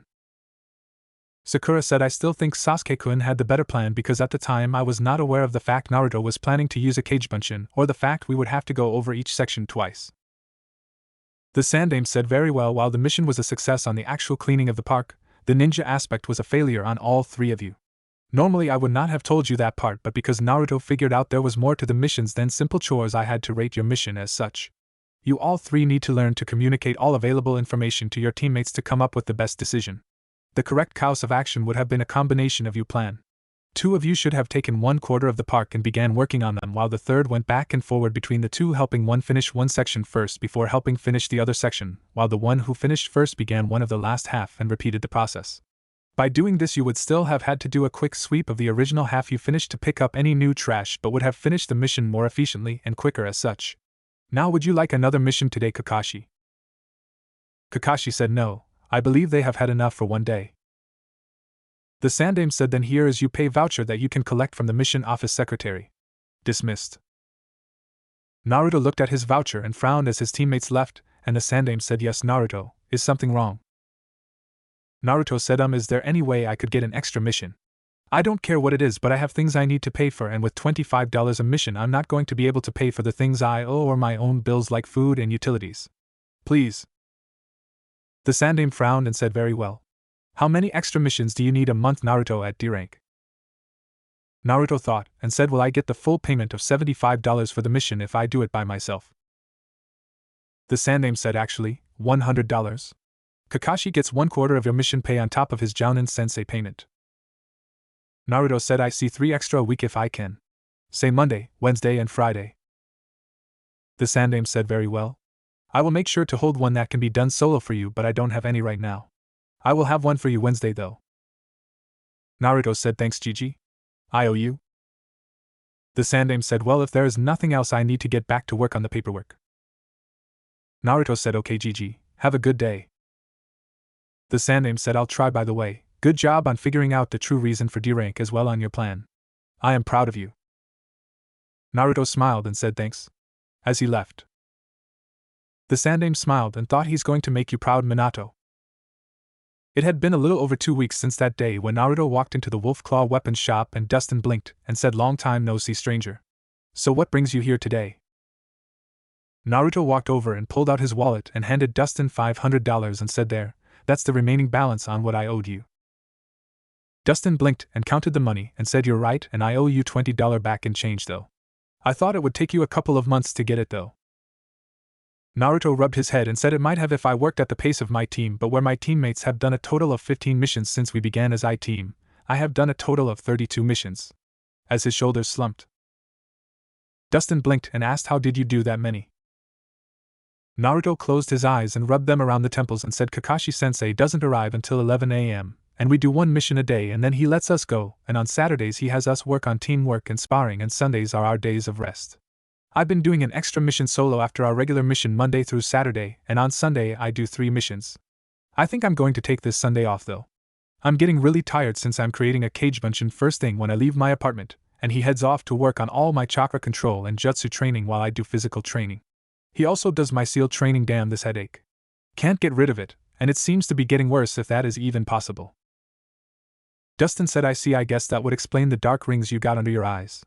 I didn't want you to work yourself to death to pay me back, kid. I wasn't in a hurry to get the money. Naruto said, I originally was only going to do 3 days a week of extra missions, but after checking my income versus bills I decided that I was going to get some extra cash put up to fall back on in case I got injured, since I have to support myself. So I talked to Gigi again, and all I have to do is let him know the day before, and he will hold the mission back for me. I wish I could figure out a way to come up with extra cash that doesn't require my ninja skills, but I don't have any other skills that could be used for that right now, but I'm hoping that I might learn something with all these D ranks I am doing to help me with that. Dustin said, I know what you mean. It's not actually a problem that you alone face. About 60% of our ninja force actually is in that situation. They just don't have any other skills to fall back on, which is why they stay ninja long after they should retire when their bodies can't keep up with the strain of being a ninja. I don't know how many customers I lost over the years for that simple fact. Naruto frowned and said, that's something I'll have to look into when I become Hokage. It seems like a waste of resources and lives. Dustin nods and Naruto said, anyways, I got another reason for coming today. I've come across a couple of problems. I've used all my sealing supplies practicing, so I need to get some more, and I also need to get another sword. Dustin blinked and asked why. The one on your back doesn't appear damaged or anything. Naruto laughed and said, no, it's not that. Between my dodging exercise and trying to catch those damn chickens at the farm I work at sometimes for missions, I gotten pretty quick on my feet, and I think Tenten would say I've gotten my balance finally, but the thing is I need to do more than just swing my sword around if I am ever going to learn to use it, so I was thinking of getting a second sword and have a cage bunchen attack me and I block before I attack and he blocks and just go back and forward, where not only would I be learning to block but also attack with it and gain a little experience. Dustin thought a moment and said, that is actually a very good idea to help you learn the basics. Naruto said, yeah, I came up with it when I was dodging Edgar. Dustin asked, who's Edgar? Naruto scowled and said, Edgar's the damn rooster at the chicken farm. The bastard must be able to tell the Kyuubi in me because he keeps trying to kill me by pecking and clawing me to death. Hey, don't laugh. I actually got scars on my back from him, and I never scar. Dustin waved his hand as he tried to calm down and said, sorry, so besides chasing chickens and fighting roosters, what else have you been doing? Naruto said, well, I had to catch Tora. Had to help break a couple of wild horses that are supposed to be used by some movie company in a few months when they come to Konoha, though I think I broke my tailbone when I got thrown off them several times. I worked at the fish hatchery cleaning the ponds of slime after they drained the ponds. I had to help plow a couple of fields, paint a few fences after I built them. Worked in the records office at the academy, worked in the mission record office. And my handwriting has gotten better as well as my seal making since I sort of had to rewrite the reports several times. As he looked sheepish, rubbing the back of his head in embarrassment. Dustin said, I see, so you've been doing all that by yourself. Naruto said, yeah, I also had to work at the Yamato Woodworks cutting down some trees and helping them cut the trees into usable pieces. I also did some stocking for the Yamanaka flower shop for their fertilizer bags that I actually made at this manure farm I worked at the day before. Dustin blinked and said, Naruto, have you been wearing those weights you bought? Naruto said, oh yeah, I've reached about 30 pounds each. After an accident the day of our real Genin test, I couldn't remember how much I had on at the time, so I just put it all on, and it hurt the first couple of days because I thought my arms and legs were going to fall off, especially when I had to do all that hammering, so I cut it back down to 20 pounds each and I got used to it real quick, so I added an extra 10 pounds to it. I'm going to wait until next week and then add some more weight. Why? Dustin said, just wondering. Good job. So you need another sword and some more ink, blank scrolls, and brushes, right? Naruto nods and Dustin said, Naruto, since you paid me back so quickly, I am going to give you a small line of credit. Up to $1,000 you can spend here and pay me back when you can. Think of it as a little help should you become injured, but I don't want to see you work yourself to death. I don't know if you noticed yet or not, but you are about to collapse from both mental and physical exhaustion. I suggest that you take Sunday off and relax or sleep. If you run out of equipment, and need them but don't have the money, you can use that credit and pay me back when you can, but don't kill yourself or burn out. Alright. Naruto said alright, so about those supplies? In a questioning and uncomfortable tone. Dustin said I'll get them for you. As he left the room and came back with a scroll and said I got you 10 bottles of ink, 20 brushes, and 100 blank scrolls as well as another sword sealed in here. That would be $400. Naruto nods and said here's $200 and I'll pay the rest later, okay? Dustin said sounds good, here? As he pulled out a red book and wrote down in it, and Naruto blinked and said I see, so you give credit to all your customers. As he saw his previous balance that was zero out now before the new balance was added. Dustin said only those I trust? Naruto smiled and said have you seen Tenten? Dustin said she's out on a mission right now. She should be back sometime this week, why? Naruto said oh we were going to train together, and I just was wondering why she hadn't come by the training ground I use. Well I got to go, CYA. As he started to leave. Dustin said wait I was wondering, how are you coming along with your seal training? Naruto thought a moment, and said truthfully I got nearly every seal in the books I'm reading memorized and I can reproduce them, but my brush strokes are still way off and look like a kid drawing with a crayon, so I am trying to improve in those areas. Especially after Iruka-sensei, who was the person who had to help me with the paperwork at the academy, and the mission office told me that some of my bad grades in the academy was simply because he gave up trying to figure out what my handwriting was. Also the guy at the chicken farm told me that he seen chickens scratch neater than my handwriting and made me rewrite everything that day, so I'm actually taking an hour before I leave my house and an hour after I get home every day and just working on my writing. Dustin said yes. In sealing sometimes the size of the stroke is just as important as the stroke itself because the chakra is evenly spread out across the ink, and if one area is bigger than the other areas in the seal then that area would be a weakened area in the seal. Naruto said yeah, that's something I'm paying close attention to. Well I got to go, CYA. As he quickly left. After he was gone, Dustin thought clever Hokage-sama. You're giving him jobs that will either help him in speed, strength, reflexes, chakra control, or more specific jobs that could help him with his kenjutsu and sealing skills. When Naruto got to his training ground he saw Sasuke and Sakura sitting on the bridge, and he frowned as he walked over and Sasuke said what's with the second sword dobe? Naruto said training team. As he put his hands together, and said Kagebunshin no Jutsu. As 5 Kagebunshin appeared and Naruto scowled and said I really got to get my control better. You here. As he tossed the second sword to one. The Kagebunshin caught it and Naruto said I want you to watch us and look for places we swing wrong or things that look wrong. You two, I want one of you to work on leaf balancing while the other one work on the other leaf exercise. Now you with the sword. Here is how we are going to do this. The Kagebunshin said I know already. I swing once at you and you block and then I have to block as you try to counterattack. Naruto rubbed his head and said yeah. As he looked sheepish. The Kagebunshin said ready? Naruto nods and jumped back when the clone attacked and said whoa, slow down. You're not trying to kill me, just go slow at first, and we will work on speed later. The Kagebunshin frowned and said but that's not fun. Naruto said I'd rather live now and have fun later. The Kagebunshin said fine. Ready to try again. With a scowl on his face. Naruto nods and soon he blocked and tried to attack again at the same speed as the clone. Clang. Clang. Clang. Clang. Off to the side Sasuke was watching this with a scowl and Sakura said Sasuke-kun, have you noticed how Naruto is acting so different from the academy? I mean he's always seems to be doing something like reading those books or exercising, practicing the rope escape jutsu and the others we learn in the academy, or always staying after to speak with the Hokage when we finish our missions. He doesn't even talk with us either unless it's when Kakashi-sensei is here, and then it's only him trying to tell us what he thinks about the mission we are on. Sasuke said yeah, I notice. I think the dobe is getting extra training somewhere. I mean you see how Hokage-sama and Kakashi-sensei always seem to give him their full attention like he's better than we are. Ever since that day of the stupid bell test. Sakura said I think it's that girl, the one from the day we got our teams. Sasuke thought a moment and said yeah, there's something going on between them. You saw the way the dobe listened to every word she said like it was orders from a sensei. Sakura thought a moment and said you think she's a tutor. Sasuke blinked and asked the tutor.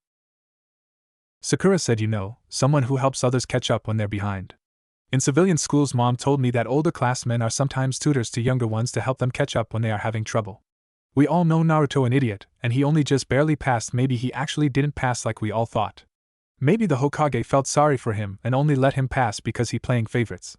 We both see how Naruto gets to call him Gigi with such disrespect like they were family or something. I bet the Hokage just let him pass and hired that girl to tutor him to catch up. Sasuke thought a moment and said maybe you're right. A Kagebunshin who was watching for mistakes with the duel between Naruto and a clone scowled and went up in smoke from clenching his fist too hard with its nails, and Naruto and the other Kagebunshin scowled as well, and Naruto, who was blocking a strike, let his anger get the better of him, and on his next strike a blade of wind shot out of his sword, destroying the Kagebunshin and slashed the tree behind it, and the tree began to fall. Crash. The sound of the tree falling drew Sasuke and Sakura attention, and Naruto stood there wide-eyed as he saw it fall, and he said, "Whoa." Sasuke got up and said, "What happened?" As he looked at the tree and the stump and thought, this is a straight cut, he cut it, but how? He was over 10 feet away. Naruto said, "I don't know." As he looked at the tree and the sword on the ground and thought, I used wind chakra to cut it, I know that is what I did, but how? I must have sent chakra into the blade to do it. As he sent chakra into the blade again and swung it, and didn't see anything, but one of his Kagebunshin saw something and dispelled, and Naruto's eyes widened slightly, and he walked over to the tree trunk and stepped back where the sword would miss the tree by 2 inches, and he sent a large amount of chakra into the sword and swung it down at the tree and looked and saw a cut appear on the tree and said, "Whoa." Kakashi said, "Whoa, indeed? It appears as if you are starting to get the hand of you elemental affinity." Sakura screamed, "You're late." Kakashi ignored her, and Sasuke said, "What do you mean by elemental affinity?" Kakashi said, "You say something, oh, elemental affinity. Everyone has an element that their chakra is naturally more aligned with. Some people even have 2. The Shodaime Hokage had elemental affinity to 3 because of his bloodline. Wood, water, and earth. Each affinity has a different ability. Fire burns, wind cuts, lighting crinkles, water soaks, and earth crumbles." Sasuke said, "So the Dobe here has an elemental affinity to wine since he used his chakra to cut the tree." Kakashi nods, and Sakura asked, "But what are we?" as she looked at Kakashi questioningly. Kakashi said, "I've been expecting this for a while since Naruto been doing wind manipulation practice in front of you. Here, put some of you chakra into this, and I'll be able to tell what you got." As he handed Sakura and Sasuke both a small piece of paper, and both did and burned, and Sakura soaked. I know some of you are going to say that Sasuke has lightning also, but I believe he didn't actually get his lightning affinity until after Kakashi taught him the Chidori. Kakashi could use other elements that he didn't have affinity to thanks to his Sharingan. Kakashi said, "Well, you have fire, Sasuke, and Sakura has water." Sasuke frowned and said, "So what does that mean?" Kakashi said, "That means that you will get fire jutsu easier than other elements, but water will be harder for you to learn, while Sakura will get water easier and fire will be harder for her to learn, and Naruto wind easier and lightning harder to learn." Sasuke asked, "Which is stronger?" Naruto said, "It's not which is stronger, but which is used more wisely, Sasuke." Sakura said, "Oh, and what did your tutor say to make you think that?" Naruto growled, and Kakashi asked, "Tutor?" Naruto scowled, said, "Sasuke and Sakura think that Tenten is a tutor GG order for me after he let me pass because of how close we are. They think that I shouldn't even be a ninja because I'm too stupid." Sakura gasped and said in an accusing tone, "You were spying on us." Kakashi scowled behind his mask, and Naruto said, "And oh, you and Sasuke were talking so loud and open right in front of me, I had no choice but to hear it." Kakashi said, "Enough, you 3 are ninja, not children, and you are acting like spoiled little brats who I should bend over my knee and spank," as he unleashed some Ki to gain their full attention. Kakashi looked all 3 in the eye and said, "All 3 of you failed to realize the main reason why I am 3 hours late. One of you halfway got it but still failed it. I gave you this time to not only work on your personal training like Naruto has been doing, but I also give you this time for all 3 of you to work on your teamwork and help each other train. Since all 3 of you can't seem to do this without being ordered to, I will make you do it." As he walked over to a tree and walked up it, and stood upside down on a branch, much to Sasuke and Sakura's surprise. Kakashi said, "This is a training exercise called tree climbing. You have to learn to control a certain amount of chakra to stick to the tree. Too much and you blow off, not enough and you don't stick. From now on, when you 3 arrive in the morning, you are not allowed to do anything else except this exercise until you can go up and down the tree 25 times without a break and without messing up. Until all 3 of you can show you can do that, I will not request any higher ranked mission beside a D rank because you are not ready for a C rank mission. Now for the next hour I want you 3 to work on this before we do our mission. Use a kunai to mark your progress. Begin." Naruto frowned as he sheathed his sword and turned and began to walk up a tree slowly and made it about 25 feet up before his control slipped, and he marked the tree. Sasuke and Sakura were wide-eyed and both looked at a tree and began to try the exercise, with Sasuke making it 7 feet before he was forced to cut the tree and flip, and he glared at the tree, and then Naruto and Sakura said, "Take that, Naruto. I made it on my first try." Naruto started to say something when Kakashi said, "Sakura, shut up and keep working. You only made it to the top once and had to stop, so you have to start all over." Sakura's eyes went wide and said, "But..." Kakashi said, "I am your sensei and you will listen to me, now get started." Sakura frowned as Naruto slowly walked up to the tree and, going 1 foot at a time, slowly worked his way up past his mark and made it nearly to the top before his control slipped and he was forced to mark the tree. Sasuke glared at both Sakura and Naruto as he tried again and only made it 5 feet before he blew off. Naruto said, "You're doing it wrong, Sasuke." Sasuke gritted his teeth and said, "Oh, and how do you know that?" Naruto said, "Because I've been doing this exercise already every day since we became a genin, and I actually can, if I wanted, to make it up and down this tree all the way right now, all 25 times, because I know the secret behind this as well as the rules that Kakashi-sensei didn't say, like the real reason Sakura got this exercise right the first time." Sakura put her hands on her hip and said, "Really, Baka? Then why don't you prove it? Tell us what the oh-so-smart words of your tutor are." Naruto frowned and looked at Kakashi and asked, "After we finish our 25 times up and down, what do we have to do, Kakashi-sensei?" Kakashi said, "You may do your own training until I arrive, or rest until our hour here is over." Naruto said, "Very well." As he walked behind a tree away from the views of the others, and a puff sound was heard, and Naruto walked back around and said, "Fine, you count, Sakura." As he took off running up and down the tree, and to the shock of everyone but Kakashi, who knew what he did when he went behind the tree. He ran up and down the tree perfectly as Sakura said in a shocked voice, 1, 2, 3, 4, 23, 24, 25. Naruto actually kept going and ran up and down it for 5 more times before he touched the ground and said, "There, see, I did it, and can do it any time I like just as easily." Now to answer your question, Ms. Oh so great bookworm. Imagine you had a water hose turned on just a little where the water come out. It's easy to put the water where you want it, and not waste very much because the water is so small. Now imagine the same water hose with your finger over the end and the water turned on full blast, and you try to do the same thing. It's harder to control a large amount of chakra without wasting it, which is why Sasuke only can make it a couple of feet before he has to jump off, is because he actually has large chakra reserves, and you, Sakura, are able to make it up to the top because you barely even have enough chakra to come out the water hose. Nobody told me that, Sakura. I read it in a book on chakra at the academy. You know the funny thing, Sakura, I have a friend who is 8 years old. He is only a child and he has larger chakra reserves than you because he can at least run up and down the tree 6 times without stopping, so that means you're weaker than an 8-year-old child, and I can go get him and bring him here to prove it any time I want, just to show you, if you doubt my words, what the hell did I ever see in you, and why the hell did I ever care to try and make you happy?" As he glared at her. Sakura was shocked because of what Naruto said to her, and she looked at Kakashi and asked, "Is he right? Is that the truth?" Kakashi said, "I don't know about the 8-year-old child, but the rest is true. I suppose the child part could be true, since I graduated from the academy at the age of 5 and was a chunin at the age of 6. Making all 3 look at him with wide eyes. Kakashi said, "Well, get to work, all 3 of you. I don't care if you did do it 25 times already. You need the practice." Naruto nods and got back to work, and after 25 minutes Sakura was panting, only able to do it 3 times without stopping, and Sasuke made it only 10 feet up. Kakashi closed his book and said, "All right, it's time for a mission." Sakura said, "Oh God, I haven't felt this tired since I was trying to beat Ino at the academy. Can't we take a break to rest, Kakashi-sensei?" Naruto blinked and a smirk appeared on his face as a plan formed which no one noticed. Kakashi looked at her and said, "Nope. This is not only training but punishment, since you 3 can't seem to get along." Sasuke glared at Naruto as they started to the village, and said, "How the hell were you able to run up and down that tree so many times?" Naruto looked at Sasuke and said, "It's what I was going to tell you, and Sakura was the other secret to this training before Sakura pissed me off by insulting my friendship with Tenten. I admit there are things I don't know that others know because I have had to teach myself to do basically everything my entire life.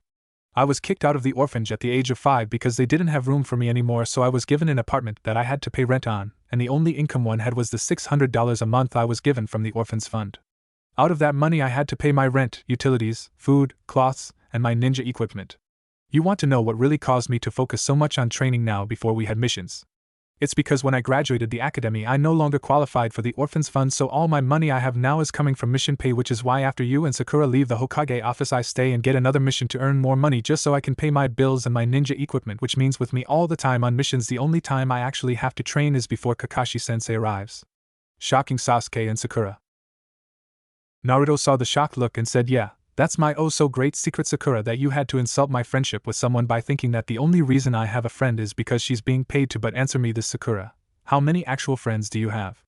I mean, everyone saw how you broke your friendship with Aino over Sasuke, so why should they be your friend if you would throw them away just for a guy who isn't interested in a relationship now at the age of 14, much less at the age of 9? I tried to be your friend even after that, and all I got was hit and insulted, just like I tried to be friends with Sasuke the only way he wants a friend, and that's by being his rival. Sasuke blinked and Sakura said, his rival? Naruto said, yeah. Anyone with a brain can see that Sasuke wants to get strong so he can avenge his clan, so he will want friends who are also strong and will challenge him to get stronger so that he can reach his goal. I may not be as smart as both of you, but physically I am stronger than you both. I mean, come on and actually think a minute. I outran ANBU for hours when I pulled my pranks, and my stealth skills are so good that I could paint the Hokage monument in broad daylight wearing orange and not get caught until after I finished, and banged my paint cans together to get the attention of an entire village full of ninja, and then outran them all across the village until Iruka finally caught me. I still don't know how he is able to find me when no one else. I need to ask him that sometime. Kakashi said, Iruka is a sensor. A sensor is a special type of ninja that can track other ninja by their chakra signature and often are able to tell different ninja by their chakra. As he saw the three questioning looks, Naruto stopped in his tracks and Sakura asked, what's wrong, Naruto? As she saw the shocked look on his face, Naruto frowned and asked Kakashi-sensei, how does one tell if they are a sensor or not? Kakashi looked up from his book and asked why, as he eyed Naruto carefully. Naruto said, well, I'm not sure if it's the same thing, but whenever I pulled my pranks and the ANBU tried to set up traps for me by shining ahead of me, I could tell when they went from being behind me to in front of me and would always change direction to avoid them. It's this weird feeling like a tingle in my mind, but it only worked on ninja. It never seemed to work whenever I was trying to escape villagers. Is that a sensor or is that something else? Kakashi said, Naruto sidestepped to the right just as a clone of Kakashi appeared behind him, shocking all three genins, and Kakashi asked, why did you move? Naruto said, I don't like when people get behind me after last time, as he glared at Kakashi. Kakashi said, but you were already moving before the clone appeared. Naruto said, it's that thing I told you about. I just felt someone was, as he sidestepped again as another clone appeared behind him, and he glared at Kakashi, who released the two clones and said, you might be one. I don't really know much about sensors besides they're annoying as hell to capture or evade depending on if you're trying to get to them or away from them. I'll mention it to Hokage-sama and see what he thinks. Perhaps it's something you got from your mother, whoever she is. As he turned and started to walk away,